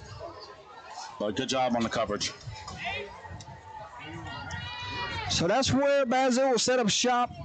1st and 10, up by 7, and halftime adjustments from both sides. We start with Basile. I think with Basile on offense, you stick with the controlling of the clock. That's what you're going to stick with. You're going to stick with keeping the clock on your side, keeping Grand Lake's offense on the sideline, and just continuing what worked with last week. So. And Como's going to get an early carry here, and he may have a big half where he might get double-digit touches here in the second half. Yeah, he may very well. I think they're going to lean on him even more to be able to try to chip away. 2nd down and 2 to go for the Bearcats. Remember, they burned the 3 timeouts early in the first half. Keep an eye out on that. Make sure if he goes back to that again, because you may need some timeouts in the 4th, because this one, right now, 7-point ball game, we may be 1 score all the way through. Yeah, you could be absolutely right about that. I mean, Como gets a carry here. Como gets a block, crosses the sideline, still on his feet, penalty flag flies, and this one's coming back. What we said earlier in the first half, drive killer. That might very well be one because you had a great run. You didn't even have to block him at that point. Just let him go. Let him go. You already had the first down and then some. Yeah, once you see 14's jersey, just go celebrate with him for the first down, right? Yep, absolutely. All right, we got some scores from around the state of Louisiana after this big penalty here. Mamou leads Ville Platte 12-6. Jeanerette leads St. Martinville 12-6. Alexandria taking some frustration out tonight. They lead Pineville 49-3. Back to work, Alexandria. Jonesboro Hodge leads DeQuincy 15-0. Neville leads Ruston 23-13 halftime. Good one. ERAF leads Berwick 49-0. West Monroe leads Ouachita Parish 14-7. This is all halftime scores, by the way. Yeah. And then you got Cecilia leads Beauchamp 34-0. Here we go, first down. And they're trying to take the football from him. He's wrestled down after a pickup of 4. Split back veer here to start the second half. Interesting. It's play with the lead, lean on the clock, and let your offensive linemen try to take over this game. Yep, it's basically what we were expecting as far as what their game plan was going to be coming out of the half. You know, controlling time of possession, trying to get that push up front on the offensive line, and trying to get some positive yards on the running game. 2nd down and 6 for the Bearcats, and we got more scores for you after this play. Expect more of the same. Expect another run up the middle. And quick toss to the fullback. He's got to cut it in up, and here comes the initial surge. And you're having success running the ball right now. But right there, Grand Lake sniffed it out, and they rallied to the football. He got maybe a yard on that play. It's 3rd and about 5.5. All right, more scores. Calvary Baptist leads Union Parish 35-0. Acadiana leads Lafayette 21-7. Logansport leads Lakeview 34-0. Salmon leads Fountain Blue 13-0. Franklin Parish leads Peabody 34-7. Lake Charles College Prep leads St. Louis 28-10. Tioga leads West Washita 27-0. Edna Cora leads Jesuit 14-0. That's a halftime score. Hey. Quick pass is deflected. Number 4 got a paw on it right there. Lawrence Falk. Yep, good defensive play there to force 4th down. It's 4th down. You got to send the punting unit out here. Yes, you do. Can't risk a 4th down. I know it's 4th and 6 or so, but. And the way the punter looked earlier, he had a good punt. He did. So let's see if he can try to flip the field here and pin it inside the 20. And he will. It's another beauty. What type of roll will it take? And it trickles out of bounds right in front of the 20-yard line at the 23-yard line. You almost called that one perfectly. All right, so it looks like number 3, Vasquez, is coming on the field here. So good to see him come out for the second half. Yeah, he wasn't on the field really at all the last drive, of the first half of Grand Lake. So it's good to see him back. Barb, see if they go to him early. Yes, Barb leads New Iberia 42-0. Southside leads Sulphur 49-14. Legacy of Texas leads St. Charles 18-14. Turlings leads North Vermilion 42-0. Lafayette Renaissance leads Welsh. Quick pass out, and they try to get it to him, and he threw it in the dirt. Incomplete. All right, here we go. We're going to try to fly through these scores, get back to action here. Lafayette Renaissance leads Welsh 40-7. Wow. I think they're taking out some frustration. I think they are. All right, Plaquemine leads St. Michael's 35-7. Catholic of Baton Rouge leads Central Baton Rouge 19-7. There's the inside handoff, and it's blown up for a loss. They're going to bring up 3rd down and long. Number 10 and number 20 in the backfield. All right. Looks like they lost about 3 yards on that play. LCA 27, Notre Dame 7. Oof. Man, night train's rolling. Yes, Vanderbilt Catholic rolling right now to their, looks like they're going to go stay undefeated here. And we're going to get them after this play call. And taking a shot downfield into double coverage. Caught that. He did catch it. My goodness. And when in doubt, give your guy an opportunity. And Vasquez came down in it with double coverage. Oscar Financial Management, 1st down. Manny leads Winfield 28-12. They're going to go quick here. Jardy, that was a... And quarterback will call his own number here, and he's going to lose a couple yards. Quick by number 20. Jardy, that was a 37-yard pass completion there. Big time play. Number 20 there on the stop. Tanner Davy. Yep. All right. 2nd down. Ascension Episcopal leads Vermilion Catholic 21-7. East Ascension Santa Maria tied at 21. Mangum leads Oak Grove 21-14. Shaw leads Walker 14-6. Bird leads Natchitoches Central 14-6. Airline leads Hawkton 22-21. Brother Martin leads John Curtis 7-3. Karen Crow. Talk about defense. Yes, Karen Crow leads Sam Houston 44-14. More scores after this play. And quick pass. They got to try to get it to 3. Pass is complete. Spins off a tackle. Breaks the tackle. Oh, wow. Still on his feet. Dragging guys. And run after catch right there from Vasquez. And we have a late penalty flag. And he points at the 1st down. Yeah, he fought for that one. It looked like he could have been tackled behind the line of scrimmage. And then he turned it up and was able to slip a couple more tackles to make a great play. Yeah, you keep an eye out on this penalty, and I'm going to give you more scores. All right. Eunice leads LaGrange 22-0. Liberty Magnet leads Zachary 24-17. I'd be an upset. Catholic of New Iberia leads Delcom 41-6. Personal foul. Personal foul against the Bearcats. Against the Bearcats. At 15 yards. That's it. And Elton leads Hamilton Christian 14-7. All right, that is a look at scores from around the state of Louisiana, Enoch. All righty. It looks like they're going to run the clock. Okay. And we got whistles. Lake Arthur 7, Richwood 6. Halftime. Yeah, they're in a dogfight right now. False start against the Hornets. It's going to be a false start here. Yep. One of the linemen moved.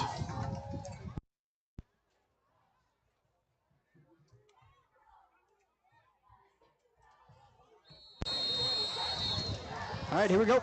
First and 15 after the penalty. Looks like ball is going to be around the 25-yard line.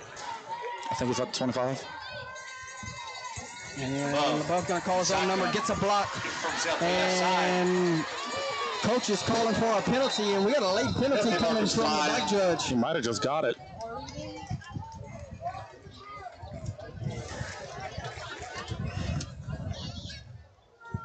So a long discussion going on right now. Yeah. Come from the back judge, so referee right in front of the play did not make the call. It was the back judge that threw the flag. And it will be against Grand Lake here. Blocking the back is the call. Against the Hornets. Another tough penalty. That's not one that you need to take.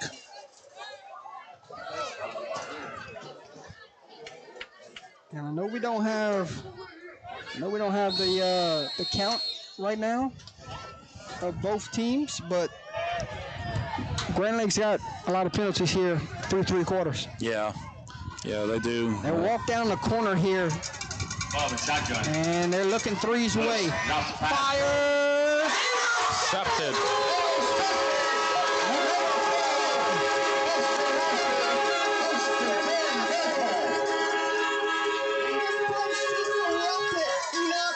Yeah, I could barely hear what you were saying right there after they exploded when he caught the interception. And that pass, he flirted with Disaster, and Disaster came right back to get him. He's playing center field right there. He was reading the quarterback's eyes. Great job reading the eyes there from the safety, man. You got to love that. That was a one-man route there. He was staring down where 3 was, and Ashford did a good job.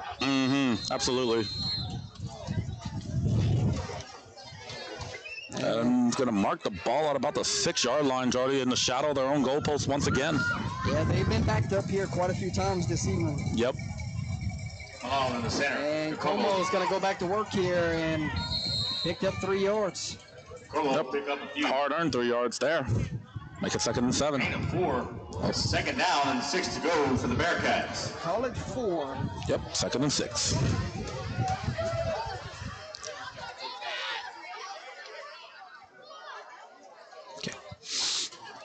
7 minutes to play here, 3rd quarter, 7-0 your score.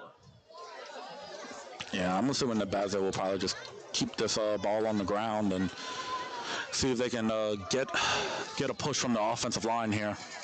See if Como could break one, huh? Right. Then again, in motion. They go with the misdirection, and they do break one for about, call it 12, 15 yards, and we got a penalty flag in the backfield. I think this one's coming back. I think they're going to get a hold on Basile here. Yeah, it come from the white cap, so yeah, in the spot of the field for a holding. And it is a holding. Holding against the Bearcats. Yeah, you'll see that when a lot of teams run that misdirection. There seems to be a little when teams run that misdirection kind of play. Holding seems to be called a little bit more often on that. It doesn't matter who it's against, but like who it's for or against that's playing. But holding seems to happen a little bit more often when you run that play. And you got to go back and think to yourself, it's eye candy. You get the linebackers flowing one way, you're running back the other way. Yep. Can someone in the chat let us know how's the audio? It is half the distance to the goal. It'll be 2nd down and 11 right here, Jordy. Careful for a safety here. And they run their old uniform. Oh, wow.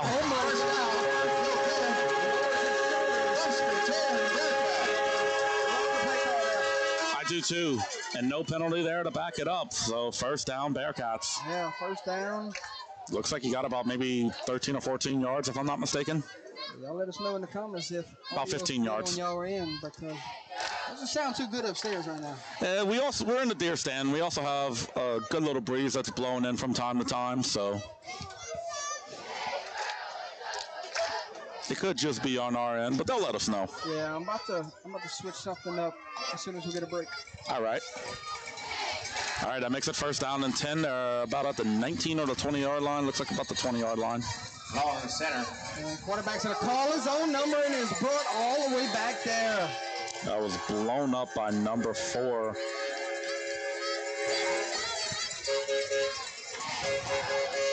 Looks like he lost about 3 or 4 yards. 19 brought down for a loss. Second down and 13 to go. Yeah, let's say it's a loss of 3. We're going to call that second and 13. Great job on number 4 for Grand Lake. You got his name, Jordy? All right, that sounds a lot better. It does. Good. Got the auto quality fixed. Like that. And there's that play call again. And he slung down. That was number 22. You were asking for that number from Grand Lake, wasn't you? Yeah, number 4. He blew up the quarterback run on the previous play. Third down. Number 4 is Lawrence Falk. They're on the stop on first down. Yeah, on the run right there. It looked like it was number 22, Logan Badron. So now it makes a third down and 11, Jordy. What do you consider running here? Do you consider 4th and manageable? You take a shot? Do you run a trick play or another one of misdirections? What is your call here? 3rd and 11. Where's Ashford? That's what I would say. I like it. And not on the field. So timeout. Bearcats. You might get them on the field after this timeout. Yeah. Bearcats. Timeout, Bearcats. We'll take a timeout with them, ladies and gentlemen. 4:14 to play. Third quarter. We'll check out one of our sponsors at this time. Complete Turf Care is your full-service natural.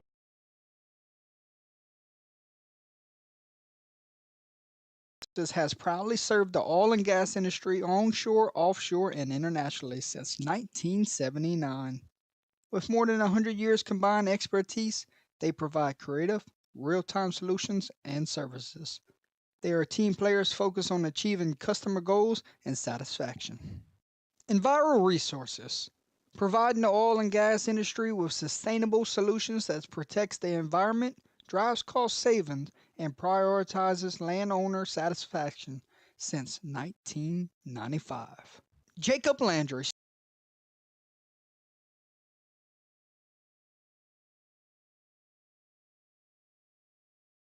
Welcome back to the Fundraising University broadcast booth, ladies and gentlemen. Third down and a long 10. Let's call it 11. Look for Ashford if he's on the field, correct? He is not. He is not. Run the football here. Nope. They got to throw it back. And oof. You almost threw a pick 6 there because I think that was a linebacker. Read that one the whole way with the tailback out of the backfield. Yep, flirting with disaster there. They just got away with that one. Punt it. Put it on your defense. 3:55. Grand Lake had opportunity after opportunity tonight. Have not found the end zone. They would love to go find it right here on this next drive. Yep, you're right about that. Whether it was a turnover or I think they might send a house here. Try to block it. And punt is away, and we're going to let this one roll, and it rolls out of bounds, and we'll set up Grand Lake 1st and 10 from the 43-yard line. 1st and 10, Hornets. Go ahead. Another drive with Grand Lake getting good field position. They have to be able to get some points, though.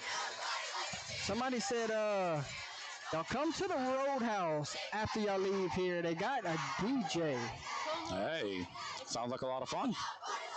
Sounds like fun. Both cheerleaders meet on this side. They're having a good time right here. You can hear them right here in your living rooms, ladies and gentlemen. Yep. This place carries. Oh, yeah. We're over here in the middle of the woods, the deer stand. Yep. And this place has an echo to it. Yep. Remember, now, Jordy, 1st and 10 from the 43. And you got somebody to jump right there. I think it was the left defensive tackle. Yeah, I think you're going to get him for offsides. Looks like that's an offsides call. Start this 1st and 5. Yep. And we got a tie ball game, 14-all now, Hamilton and Elton. Offsides gives the Third quarter. First down and 5 to go. I got to get some footage on the field earlier with the cheerleaders and dance team, if you remember, so that so showing a lot of love tonight to everyone in attendance on a Friday night here in week 7. Showing blitz off the edge. And number 2 with a gaping hole. Drug down, but not before he rode off a big one. And that's a Obstacle Financial Management first down. Number 2, Yep. Zach Manuel. Great run there. Offensive line set him up nicely. And Grand Lake has something working. Yeah, they're in business here with late here in the third quarter. Yeah, looks like that was a pickup of about I gotta go 12 quick here. yards, And 13 yards. they got the blocking back to lean forward. Yep. And they're gonna give them a free 5 yards backwards. False start against the Hornets. Seems like every drive that Grand Lake has had so far, it's been upended by penalties. And if you're Grand Lake, it's kind of disheartening a little bit. You know, you're able to move the ball, you're able to make plays on offense, but it's just the penalties that has hurt every single time.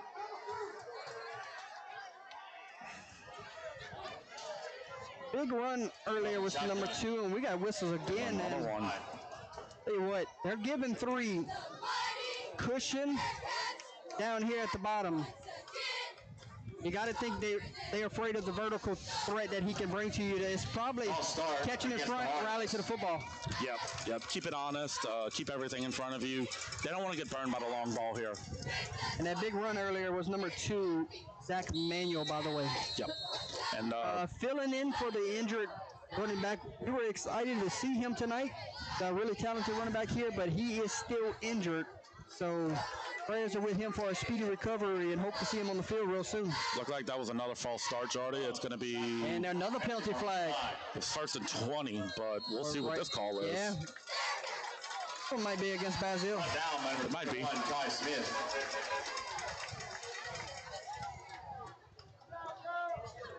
Come from the head linesman at the top of your screen. Yep, far side of the field. Here's the call.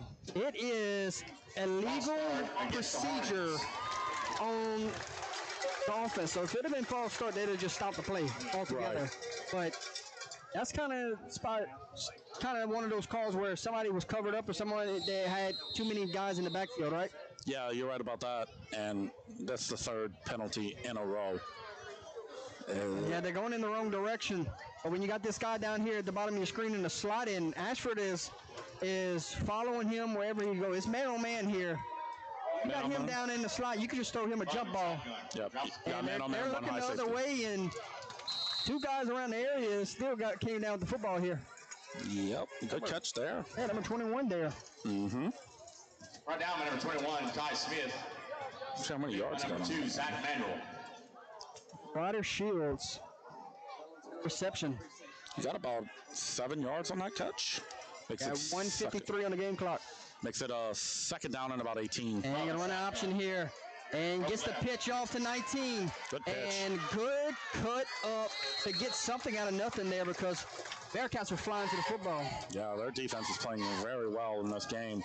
Baker Knowles, they're on the stop. Yep. Got a man down for the Bearcats. I think he's battling cramps here. Ladies and gentlemen, as they look at the Bearcat down, we'll step away. We'll look at the remainder of that sponsor we had queue up. And we'll be right back. Complete Turf Care is your full service. Representative proudly serving District 49. He wants to wish the ERAP Bobcats the best of luck this upcoming season. Go Bobcats! Aqua Splash Pool Care. Servicing Lafayette, Karen Crow, Abbeville, Crawley, Brobridge, New Iberia, and more. Specializing in greens, equipment repairs, and chemical balancing. Headache-free pool service so you can just relax and enjoy the water. Give owner Jock Abear a call today at 337-322-9699. Mr. Jock also wants to shout out his son Trey Abear and the entire Screaming Eagle football team at Vermilion Catholic. Big Zig Photography is a business focused on capturing those fast memories that will last a lifetime. As once coach, Big Zig is dedicated on giving you his best for you to have those lasting memories. You can reach him on all of his social media platforms. Shoot him an email at bigzigsgraphics@gmail.com. Visit his website at bigzigphotography.com or give him a call at 318-381-3592.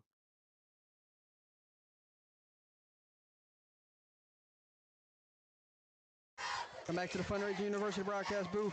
Ashford was battling cramps here, and they will come out, and it's going to be, he throws it up last second.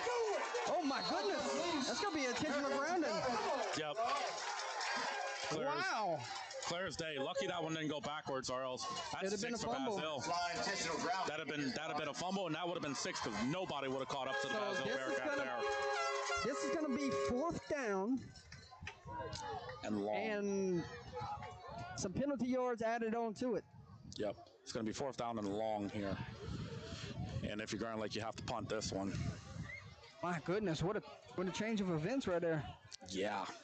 They were trying to go to one of the receivers running the post route, did not have enough time in the pocket, and Basile looked like they sent the house there. I'll tell you what, yeah, that was a great call to send the house with the blitz on that play. Very effective, too. You not only get the sack, but you also get a penalty that... Yeah, Marcus Evans back at the 24-yard line, by the way. Okay, he's got it. And get a good snap off. And it's going to be a beautiful punt, and Evans is going to let this one roll, and it takes a friendly one back Bearcat way. And I tell you what, we do have a penalty flag on the field right now, but might be Basile's best starting field position in quite some time, depending on the flag. Yeah, they had shadowed their own goalposts the last 2 drives they had before, and they had a couple of them where they were inside the 20 early in the game as well, so... I got a score update. St. Ed's 36, Sacred Heart 21. Okay. My goodness. So it is against Basile. Foul against the Bearcats, chop block. They're going to march that one back.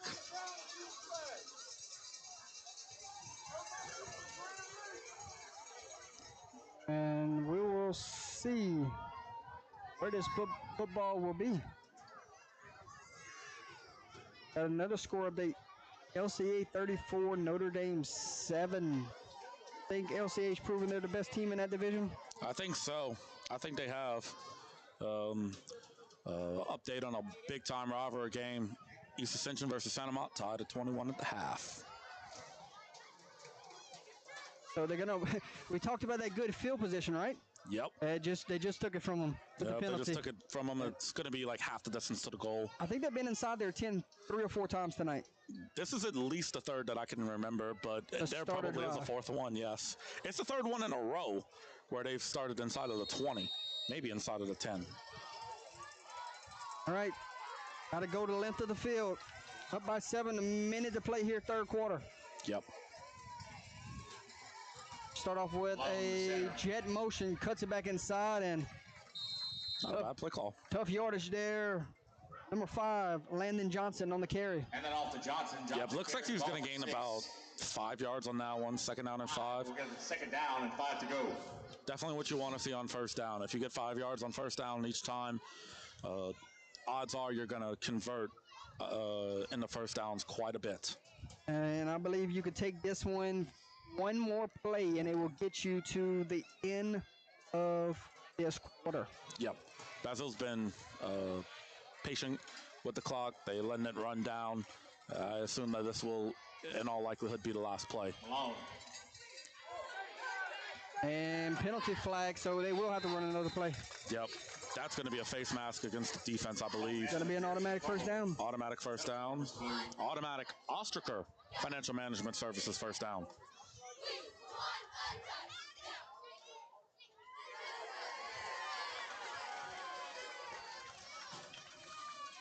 Personal foul, face mask against the defense. Yeah, we saw it up here. We kind of knew that one was going to get called.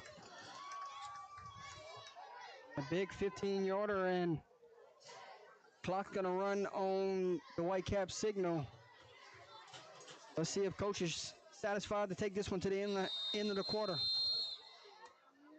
Runs it. Yeah, he doesn't have to run another play. There's one more second on the play clock than there's the game clock. He can choose to take it to the end of the quarter if he wishes. We'll see if he does. Got 8 seconds on the game clock. Here we go. After that three. And goes for about a yard or two. And ladies and gentlemen, that will take us to the end of the third quarter here. Johnson brought down by number 13.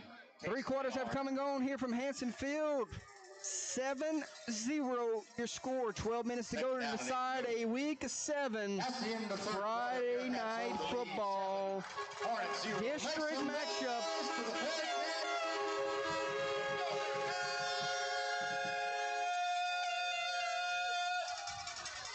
And we got the cheerleaders right now. Keep it on them, but not. Fourth quarter, here we go. Step away. Yep.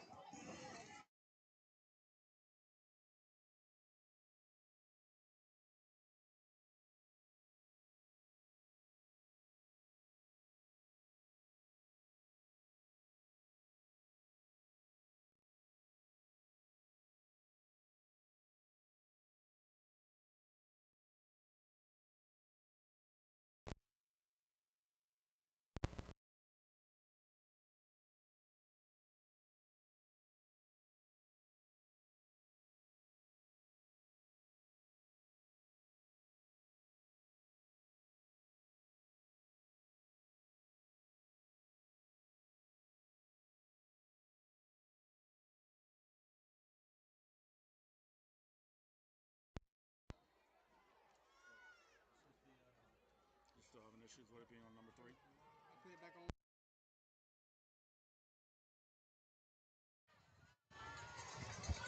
Welcome back to the Fundraising University broadcast booth. First play of the fourth quarter, and the ball is on the ground. And the quarterback picks it up and somehow got some yards off of it.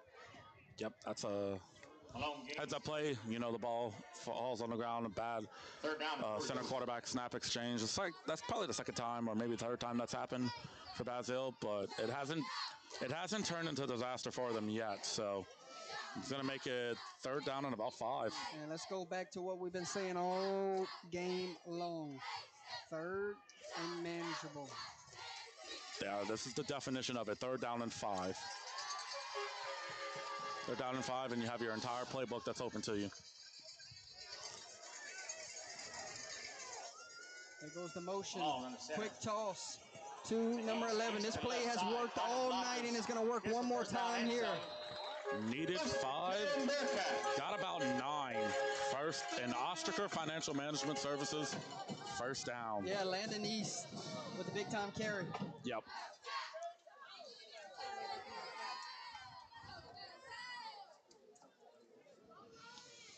Got 11 minutes just underway here, fourth quarter.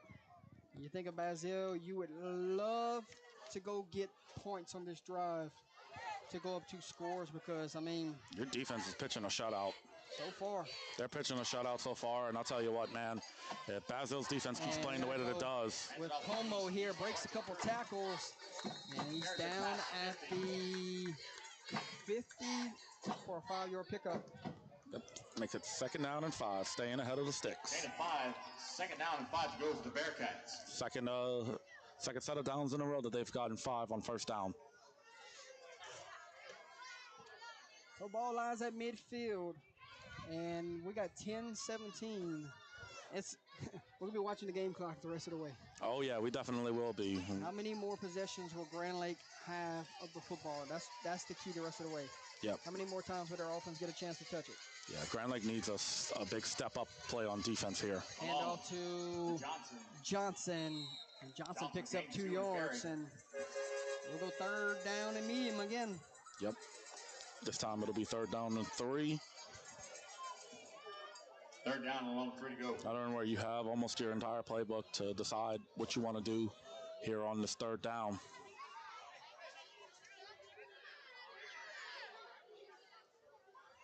Basile's not going to get in any hurry here. They're going to make sure the play clock is snapped under 10 seconds every time. Well, that's good coaching here.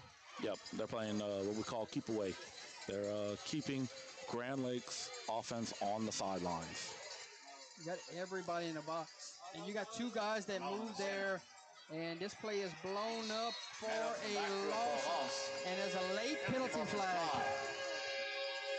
I'm not sure what this penalty flag is for. I didn't see. I thought it was going to be an illegal shift. That one wasn't called. And we got a flag thrown in after the play.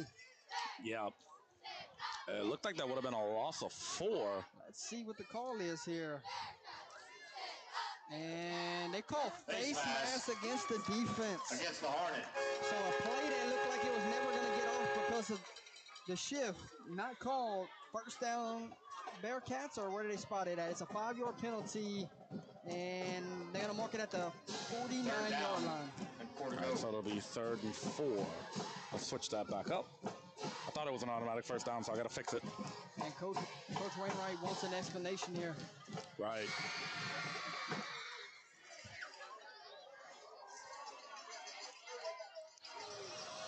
.908 on the game clock. And now they're going to bring the referee crews together. And he has a right to be upset right now. He does. He does. Had an argument there for an illegal shift, I believe. Wasn't called. Would have set them back 5 yards. And then all of a sudden there's a face mask. And that negative play got boosted into a positive one. And here we go, 3rd down and 4. And he's going to draw back the pass. Takes in a shot, and no shot here. Was looking for Johnson, and the pass falls incomplete. It was overthrown. The receiver really didn't have a chance to get to that one. They went with the shot play. Thought we'd have saw that a little bit earlier in the game and try to catch him sleeping there, but if you go back, a little out of his reach. If you go back, the linebacker on the edge almost got the sack. He was about a step behind. If he was able to get there a step sooner, he probably could have got a big sack there. And they get the punt off and almost roughed him again, but checked up at the last second. And this one takes a roll inside the 10. I tell you what, this punter has been doing his job tonight. Yeah, he's been kicking the ball very well, getting as many yards as you can. Coverage team's doing a good job. A third phase of the game that does not go unnoticed. Yeah, doesn't go unnoticed by football fans that are well versed. You like to see it whenever your punter's doing well, whenever you're getting field goals, whenever you're lessening returns, whenever you're on kickoff coverage. You know, all of it's important. So Basile says, we'll put it on our defense. We'll let our special teams pin them deep. Grand Lake down by 7. They got to go 90+ with a little over 8 minutes to go here in this one. It looks like they're at their own 7. Looks like they're at their own 7. They're in 93 yards to pay dirt. And we got whistles. Timeout. Bearcats. Bearcats. Stand up and make some noise for the Basile Bearcats. And we'll take a timeout, ladies and gentlemen. How about we give you scores from around the state of Louisiana? That's cool? Yep. Because they got some good games going on around the state right now. Oh, yeah. All right, you ready? Yes, sir. Jonesboro Hodge 15, DeQuincy 7. St. Martinville leads Jeanerette 13-12, fourth quarter. Ooh. Interesting. Yep. Hamilton Christian has now taken the lead. It is 21-14. Yep. Neville still holds a 23-13 lead on Ruston. St. Mary's leads Montgomery 21-18. I was expecting more points out of that game. West Monroe leads Washita Parish 21-10. How about Bruley and West Feliciana tied at 7? A defensive battle. Gotta love that. Lake Charles College Prep leads St. Louis 28-17. Etna Core now leads Jesuit 27-0. Got a Bearcat running on the field late. And a little busted play here, but LaBeouf's going to result from it, right? Yep, he makes a good play out of that. Looks like there's a couple of players down. I think one from each team. Yes, sir. One from each team. 2 men down on the field. That's a battle in the trenches all night right there. You got 2 linemen that are shaking up here. Yep. Hopefully they're both going to end up being okay. Hopefully it's nothing serious. Yeah, prayers for both of them at this time. We'll step away, ladies and gentlemen. 8:38 on the game clock. We'll be right back.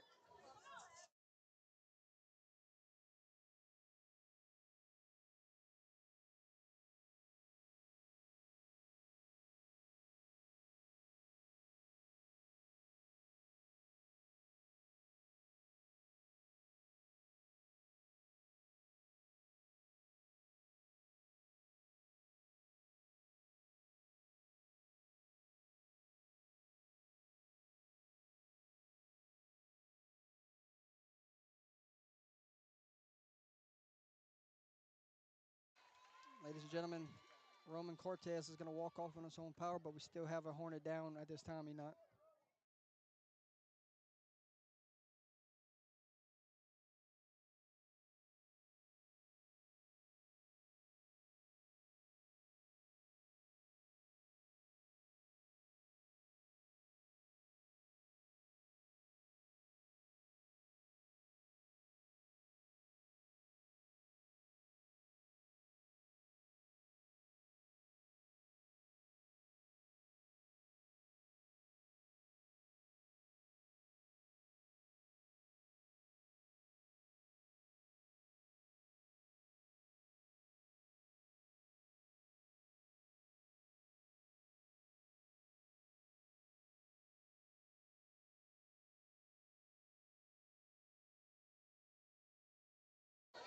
Ladies and gentlemen, number 75 just got to his feet.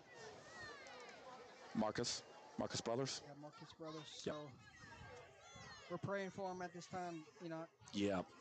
Hopefully he can find his way back in the game. I'm not going to speculate what he's ailing with, but hopefully he can find his way back in.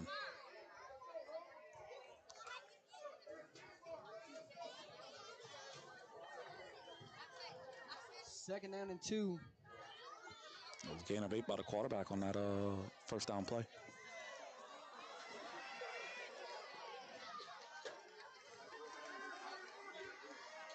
And Elton has, Hamilton Christian has extended their lead. It's 28-14 now. Yep. So 21 unanswered. Handoff to the tailback, and he is taken down. Number 11. Down. There on the stop. Landon East. Looks like he lost about 3 yards on that play. Makes it 3rd down and 5. Imagine brought down for a loss, making it 3rd down and 5 to go for the Hornets. 12 on the game clock. Yep.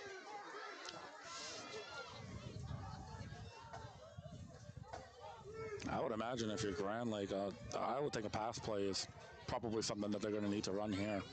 Well, you walk down a linebacker on number 3, so they're taking away the short pass. And got a safety over the top of them. Instead, they're going to quarterback run. And right there, you're just trying to go get a first down. And I think they do have it. Yep, that's going to be an Oscar Financial Management first down. So first down for the Hornets, and it's the first down you needed.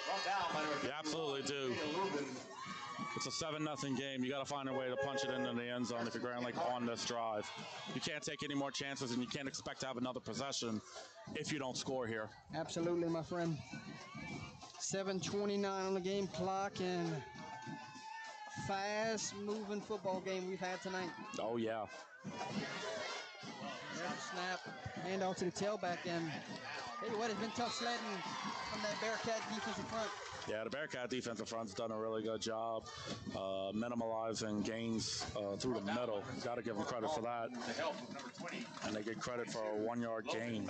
Tell you what, we have not said our thank yous yet, but we do want to say thank you to the head football coach here, the athletic director here, and the administration here at Basile for giving us the opportunity to come broadcast this football game. Absolutely, I'm glad to have making my first trip here to Basile. It's been a great one so far.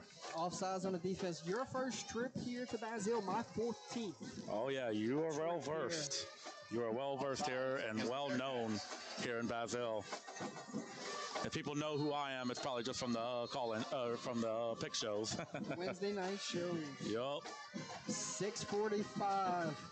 Makes it 2nd and 4. All 3 timeouts. Hand off to the running back, and he is taken down for a loss. I think they're going to give him no gain on that one. I think they got back to the line of scrimmage. It was like quarter door bone on the stop. Yep.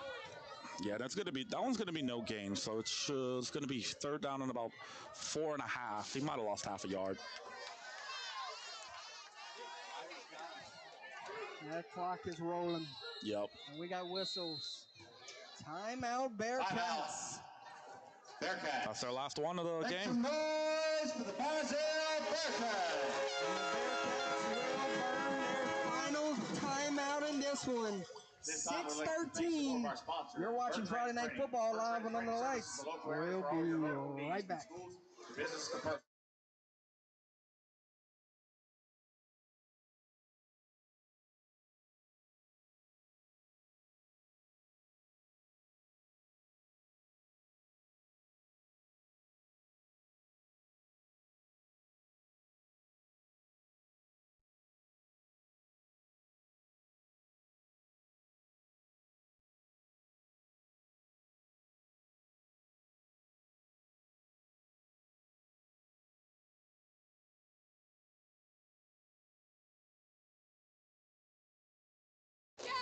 Welcome back to the Fundraising University broadcast booth, ladies and gentlemen. Down here. It's a big time third down here for Grand Lake. Third and about 4.5. See what play they have dialed up. See if they can convert. Safety walking down. It's LaBeouf. Hands it off to the left side. Will be close to the marker, and he's got it. Yep, they're going to give it to him. That is yet another Ostraker Financial Management first down. Tell you what, First down. this game has the feel Brought down by number that it could 22, come down to a Logan two-point conversion. Basile. That's just me. On a defensive stop. You know what? Down to a two-point conversion or a defensive stop is what I'm calling here early in this one. Yep, I like that call, Jordy. That's a good informed call there. I don't know if they kick in extra points, if they go drive the whole field here. And they got to run a reverse here. And number 20 sniffed it out. Number 3. Tell you what, if that linebacker was not in the right place at the right time. Right now, number 22, Logan Basile. Vasquez may be still running. And 6 to go for the Hornets. In the end, it's only a 5-yard gain. But if you're Grand Lake, still above the sticks. Yeah, you're going into your bag of tricks there. You try to catch them sleeping, and Basile, right place, right time. Here we go, second down, and gonna run the option again. And did not pitch it, and they picked up 4 yards. Bearcats. That's gonna make it third down and about 3. Third down and 2 to go. Yeah, we're third and 3. 2.5, 3 yards. Yeah, we'll call it a long two. Mm-hmm. Clock's under 5 minutes now, Jordy. Wonder if we're going to see a little bit of urgency in a little while from this Grand Lake offense. Oh, wow. Can he beat him? And a touchdown saving tackle. Zach Manuel. First and 10 Hornets. With his biggest run of the night. Yep, that was it for the Grand Lake offense. Clock will stop at 4:43 while they reset the chains. Big time gain there on third down. Oscar Financial Management first down. Chains move. Hornets are on the move. 4 minutes and change. Yep, they're cooking. Let's see what happens for the rest of this drive. It's going to come down to who wants it more. Yep. And they're pulling guard tackle. And looks like he picked up 5 yards. Good run there on first down. That's what you want. You're getting positive yards. Makes it second down and 5. Gain of 4, brought down by Hoover Bearcats. Second down and 6 to go. Shout out to both defensive coordinators tonight. Yeah, both of them have called a fantastic game. Basile's hanging on to a shutout. Grand Lake's only allowed 1 touchdown. 7-0. That's good defense there. Second no matter how you splice it. To number 19, and he's upended for a pickup of 1. That looked like Barker Knowles on the carry. I wonder if our good buddy Gary Swallow is watching this one right now in Talladega. He could be. I think he might have chimed in earlier in the game. Gary, but if you're watching right now, give us a while. Third down and long 4 to go. Oh yeah. Third down and 5, go Grand Lake. And the Bearcat faithful trying to get behind their team here on third down. Show and blitz, run the option. Late pitch. Good pitch. Makes the first guy miss. Here comes the rally to the football. Corner got off of his block right there and forced fourth down. Number 10, Yep, that was a good job shutting the block for the cornerback, and he's able to upend the running back to get a stop. That was basically no gain. It's 4th down and 5. It's 4th down, ladies and gentlemen. 2:55 on the game clock. Remember, Grand Lake all 3 timeouts if they do not convert this 4th down. And then it goes shotgun. Fake the handoff, rolls to his left, fire! Broken up.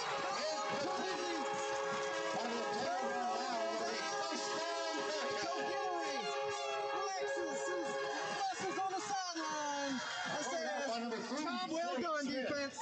Yep. Now, if you're the offense, you're going to have to get a couple of first downs to put this game away. Like you said, Grand Lake has all 3 timeouts. And Grand Lake's going to burn 2 or 3 of them, if not all 3, in order to try to get the ball back with a little bit of time left. Sage Smith knocked the football down there.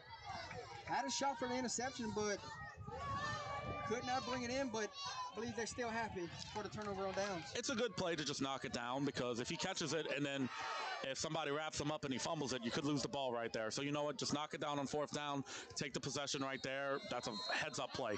2:40. Who do you trust here? I think it's Pearson Como time. I think you're right about that.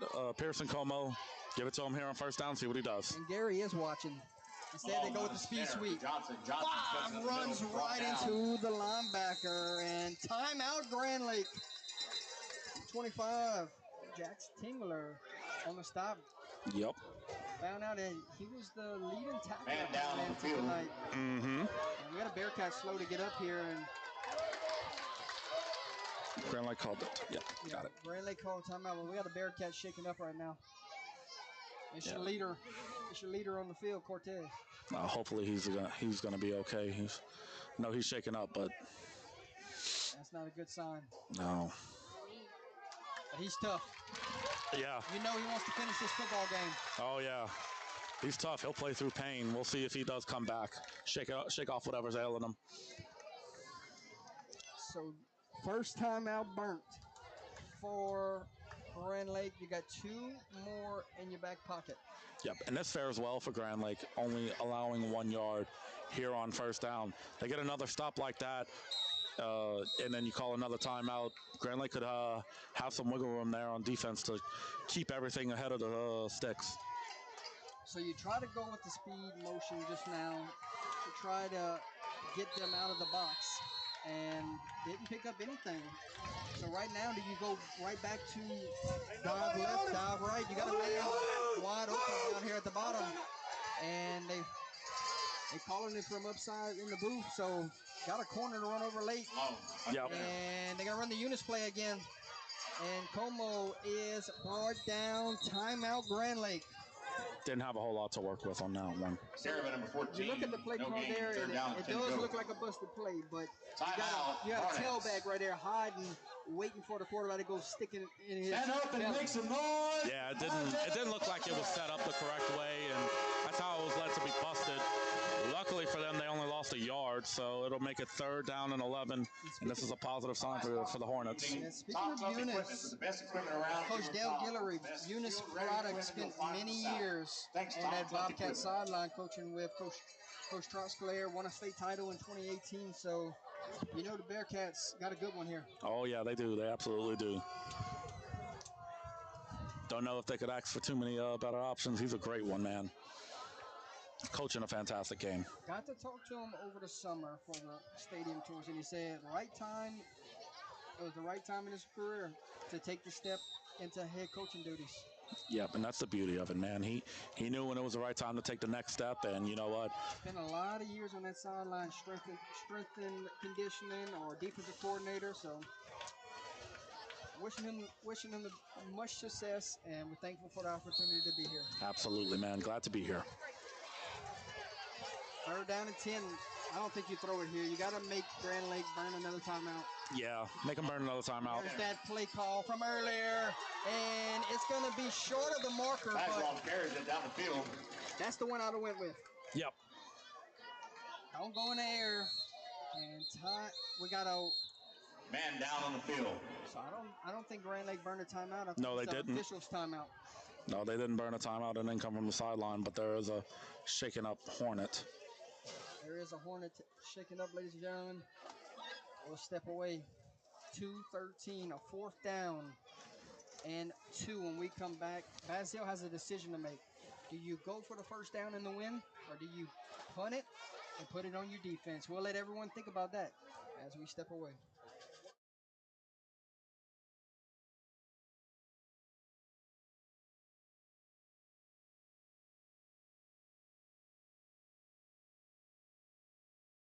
Welcome back to the Fundraising University broadcast booth. Number 64 going to walk off on his own power, so that's a good sign to see for the Hornet. And we said, what would they do? Punting unit is out, and when you got a weapon with Kai Smith in the punting unit, you know he can angle this football and pin them deep here. Yeah, he can. He's had some good punts. I don't think he's going to give number 10 a shot to return it here. He's going to try to angle this one. Yeah. Actually kicked it right to him. And number 10's going to have a shot here. Ball up. And still on his feet, and he just crossed the 50-yard line. And special teams coordinator on the sideline for the Basile Bearcats is not pleased. No, rather just kick that out of bounds, if anything. He's pointing, saying he was supposed to kick it out of bounds. Mm-hmm. Or angle it that way. Yep. Yeah, instead, LaBeouf, he gets 15, 16-yard return there. He returned it up at his own 35 and was able to get good traction. So I believe it was officials' timeout earlier. I think Grand Lake still has one in their back pocket. They do still have one. So it will be one timeout. The stage is set. Here's the game here. 1:53. Can they go down the field and either tie it or win it? They're taking the shot down the field to number 3. Caught it! Did he catch it? Yes, he did. He did. Oh, my goodness. Win it down. Wow, what a play. Down there somewhere. What a play, man. And that is an Ostraker Financial Management first down, Jardy. And Grand Lake is in business. Give that about a 31-yard gain on the play. Number 3. He's made a few catches like that tonight. Yes, he has. See if they go to him again. I think they are. Instead, they throw the hitch route. And 21 steps out of bounds. That's just like a timeout. Yep. When you step out of bounds, it stops the clock, allows your offense to regroup. That was Shields on the reception. Mm-hmm. Coming down to the wire, Enoch. Yes, sir. We could have a photo finish. This is an instant classic Bruin. We got a penalty flag. I don't think they were all set. I don't think so either.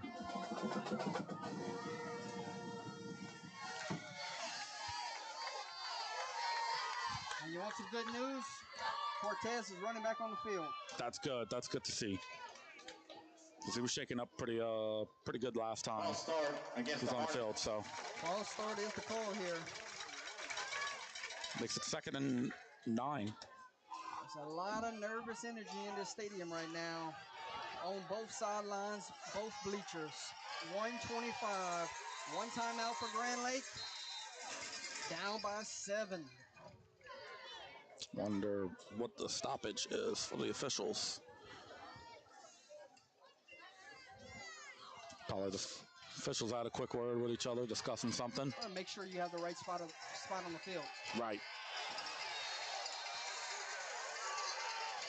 A good ball game coming down to the wire here. How will this one finish? LaBeouf gonna call his own number. And he is taken down for a short pickup. It will be 3rd down, Enoch, and they will hurry to the line of scrimmage. 1:14 on the game clock. 3rd down and 5. He got most of the penalty yards back. Let's see what the Hornets run here. 4 down territory. Here we go. 3rd and 5. LaBeouf looks fire. Incomplete.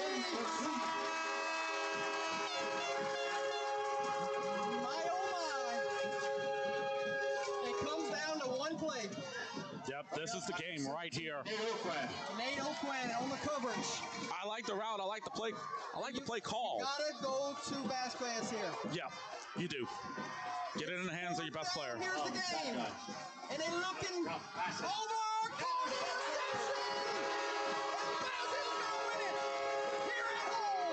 Yep, there's the backbreaker. What a play, though.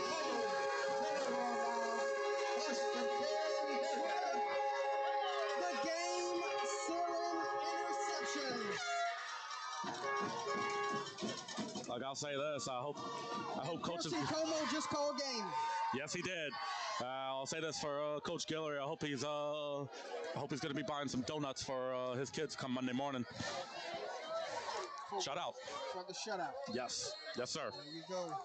And I think it's the best. I think the best formation in all of football is moments away. Yep, victory formation, taking a knee.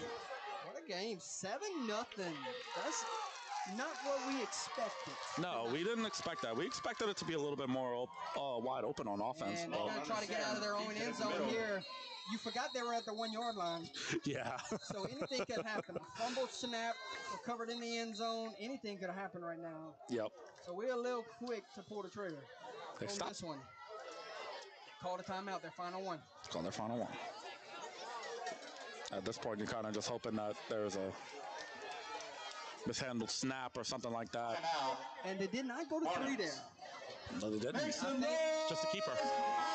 It looked like it was just a keeper, or they could have gave it to the fullback. Okay. Three looked like he was triple coverage down here at the bottom of your screen. Oh, okay, yeah, for the fourth down. There you go. Yep. I see what you mean now. Looked like the Bearcats I'm sent following three you. guys his way. They knew they had to make sure that he wouldn't be an option on that play. So you got to snap it at least one more time here to get the ball out of the end zone. And look at my guy Keenan starting to dance on the sideline. Yeah, yeah, he is. I got him live right now on your camera. Oh yeah. I'll clip that and put it on the intro. I tell you what, he's gonna let us hear about it on the next show too. Oh, he will, man. And I'll tell you what, thank you for watching every week, buddy. We are very appreciative. And this young lady right on side of us also. Oh yeah, Miss Aguilar, correct? Yes. Oh yeah. Lexi, faithful, and they're gonna have to get out of their own end zone here. Quarterback push starts with the snap. Center. And they do get the snap off, and now we see where the play clock will be. It's going to be about a 6-second difference. They're going to have to snap it one more time. Yep. That's going to be third down. Can't stop it anymore. Third down and 9. The snap is the most important thing here. Correct. It starts with the snap. And quarterback. He got it. And He got it. Hugs all around. Job well done from the defensive coordinator. The defense tonight and the offense going to that. Make some noise.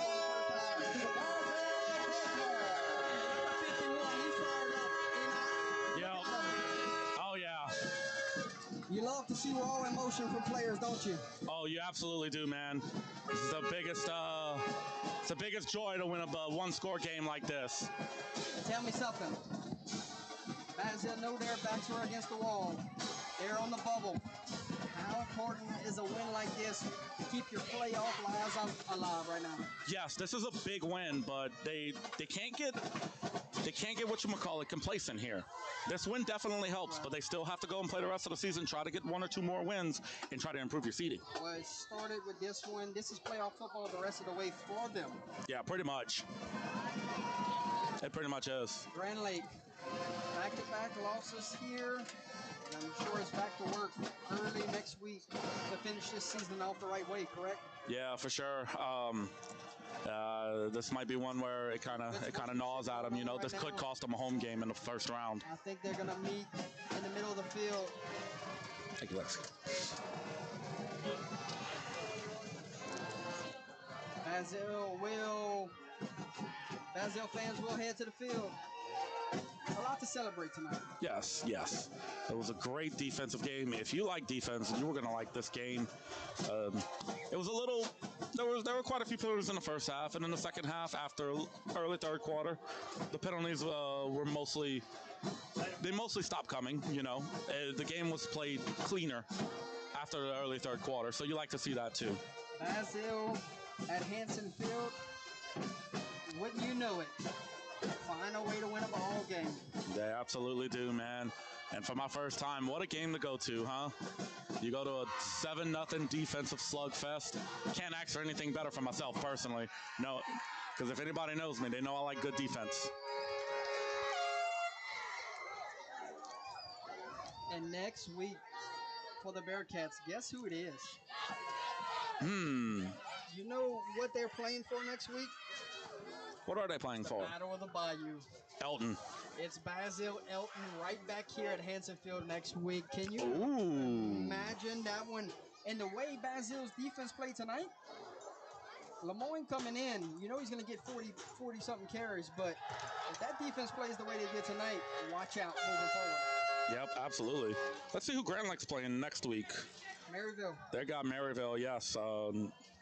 Coming off of 2 straight losses, that's one that they're definitely going to need. Because Grand Lake, I don't know how the power rankings are going to look yet. We won't know until tomorrow, probably. But Grand Lake, they're going to need to win 2 more games probably to get that home playoff game. This one's going to hurt their chances, but it's not out of the realm of possibility yet. Got to still take care of business. My guy Keenan made his way to the chat. Oh, yeah, he did. About to cue him in over there. I see him over there in the end zone. Oh, yeah. What's up, Keegan? Hope you can hear us, man. That's Mr. Skinner. Made his way to the chat. Yeah, he came visit us earlier, didn't he? Yeah, that's a proud student here at Basile and a great friend to the program. Oh, yeah. So we'll step away, ladies and gentlemen. Check out our sponsors at this time. The final score here from Hanson Field: Basile 7, Grand Lake 0. Congratulations, Coach Guillory and the Basile Bearcats, winners here at home.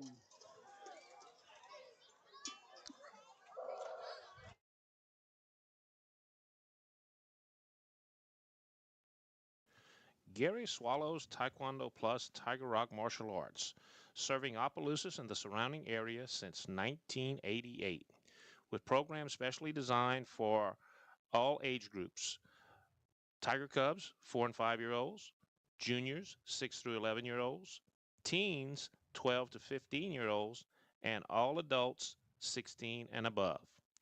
Give us a call at 337-948-3433 so you can set up your first free trial class, meet all of our certified instructors, and take the first step towards joining our martial arts family. Taekwondo Plus Tiger Rock, teaching life skills and personal development, one student at a time.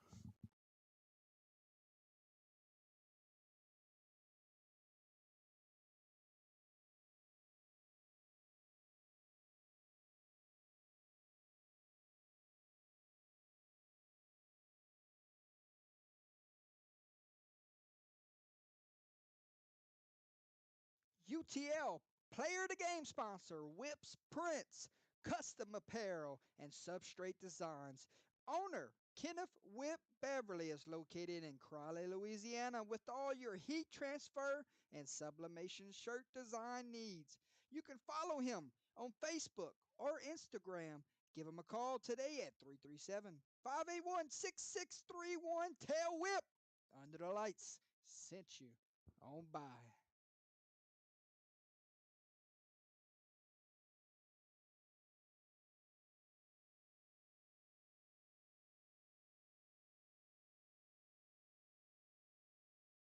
The 2025 Gridiron Football All-American Bowl Game returns December 27th through 30th at Louisiana Christian University, bringing together top high school talent from across the nation to compete in front of college coaches.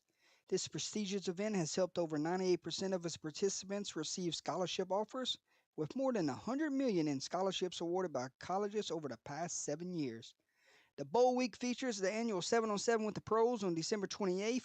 Also, 7 former NFL college standouts spend 7 minutes each, motivating and inspiring athletes, parents, and guests. This unique mentorship session has become a cornerstone of the Gridiron Bowl experience, offering invaluable life and leadership lessons. With a strong track record of helping kids and uplifting communities, the 2025 Bowl Game promises to be the most impactful yet. Game will be streamed on 446 Sports.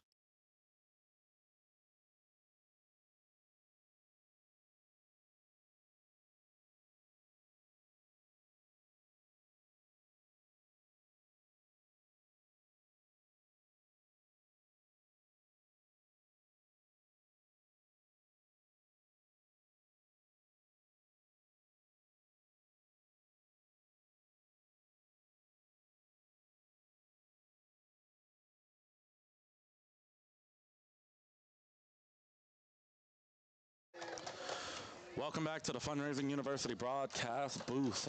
Your UTL player of the game, number 14, Pearson Como. He ran hard all night. He had some big runs for Basile, and he also got the game-sealing interception.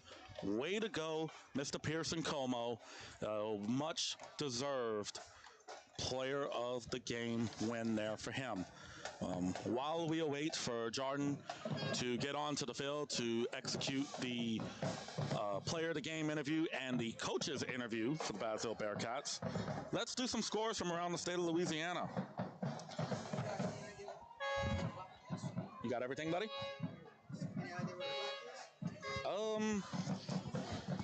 Got to find where the plaque is so we can give it to the player of the game. Maybe in that black bag, buddy. All right, let's go with scores here. Catholic Point Capee 43, Birchman 7. St. Frederick 56, Del High 12. Ascension Episcopal 35, Vermilion Catholic 14. That's a fourth quarter score for you. Jonesboro Hodge 15, DeQuincy 7. That's in the fourth quarter. Ascension Christian 41, East Iberville 20, fourth quarter. Lincoln Prep 25, Glenbrook 7, fourth quarter. Central Catholic 28, Centerville 6, fourth quarter. Arcadia 47, Plain Dealing 0, fourth quarter. Riverside Academy 44, West St. John 0, third quarter. Jeanneret and St. Martinville, it is 18-13 Jeanneret in the third. St. Mary's 21, Montgomery 18 in the third. Kenwood 24, Independence 0. That's the third quarter score for you. General Trask up 32-0 on block. Sacred Heart is down on St. Ed's. St. Ed's is up 42-28 in the third quarter as of right now. Haynesville rolling against Cedar Creek. It's 48-12 in the third quarter. Thrive Academy is ahead of Gate Offset, 16-12 at this moment. Covenant Christian up on Hanson, 27-6. Logansport final, 52-0 win over Lakeview. LaSalle final, 24-22 win over Northwood Lena. Hamilton Christian wins a tough one against Elton, 28-21. That is a final score for you, ladies and gentlemen. Catholic New Iberia up on Delcom, 49-6. Lafayette Renaissance up 46-7 over Welsh. Homer and Green Oaks tied at 8, fourth quarter. Richwood up on Lake Arthur, 20-14. Mansfield up on Rose Pine, 45-14. Voiles up on Holy Savior Menard, 24-35. Lakeside 21. Mangum 42, Oak Grove 28. Lafayette Christian 52, Notre Dame 7. Night trains rolling. MLK Charter up 28-10 on Abramson. St. Helena 32, St. Thomas Aquinas 0. Lauraville up 47-9 on Homer Christian. Manny up 35-18 on Winfield. D'Arbonne Woods Charter 55, North Caddo 20. Rayville up 20-0 on Del High Charter.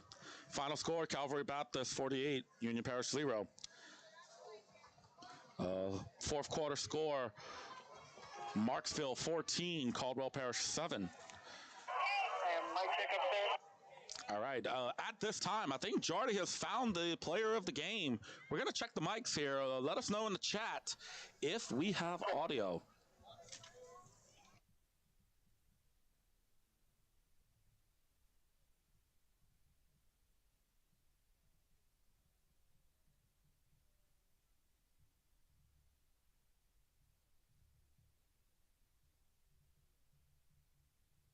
All right, we will send it down to Jordan Taylor for the player of the game interview with Mr. Pearson Como at this time.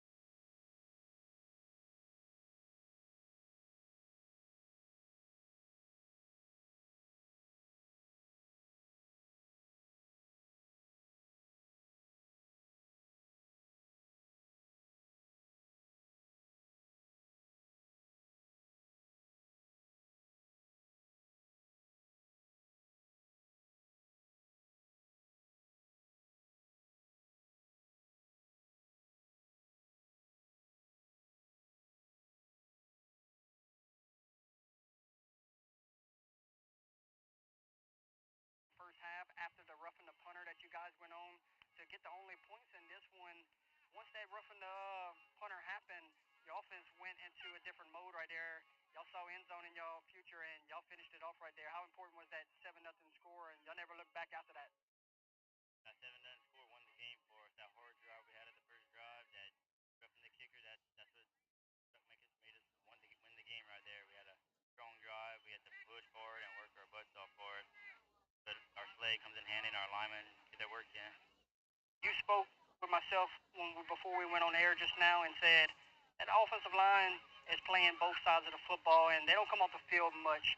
And usually the big guys don't get much love, but tonight we're going to show a lot of love. What can you speak about the offensive line and the defensive line, knowing they're not coming off the field tonight? That's what our training comes in every day. Out there, they running with us the whole time. Even though we're like the speedier guys, they keeping up with us. That's never the dedication and hard work comes in for them. They gotta want it to get it.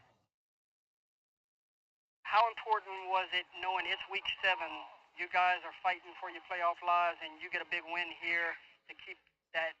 I know this senior group wants to go and get in the playoffs, and every win the rest of the way matters. And talk to me about, was that the mentality going in?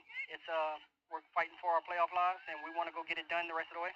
Yes, sir. We wanted to come in here and win. We knew it was gonna be a hard game, but had to come in here with a good mindset and know that this is our chance right here to give it our all, no matter what. What do you take away from tonight's game going into next week? Got a big one right back here at home. What do you take away from tonight's team? This is a team win right here. Defense, offense, special teams. Even Kai Smith did a tremendous job with the special teams, booming some punts, flipping the field. Talk to me about team-wise. What do you take away from a win like this tonight? Like next week, no matter what it. About the past, we got to worry about the next game. 1 week at a time. Enjoy it tonight. Number 14, Pearson Como. That was some tough yards you had to go get in the first half and the second half. And then you right there playing center field, get the game-sealing interception. What was that emotion right there when you're running off the field, celebrating with your teammates knowing it was over? I never remember, to be honest with you. Just in the moment. There you go. Final score tonight, 7-0. Basile Bearcats get the win. Go celebrate, my friend. Player of the game honors. Sir, thank you.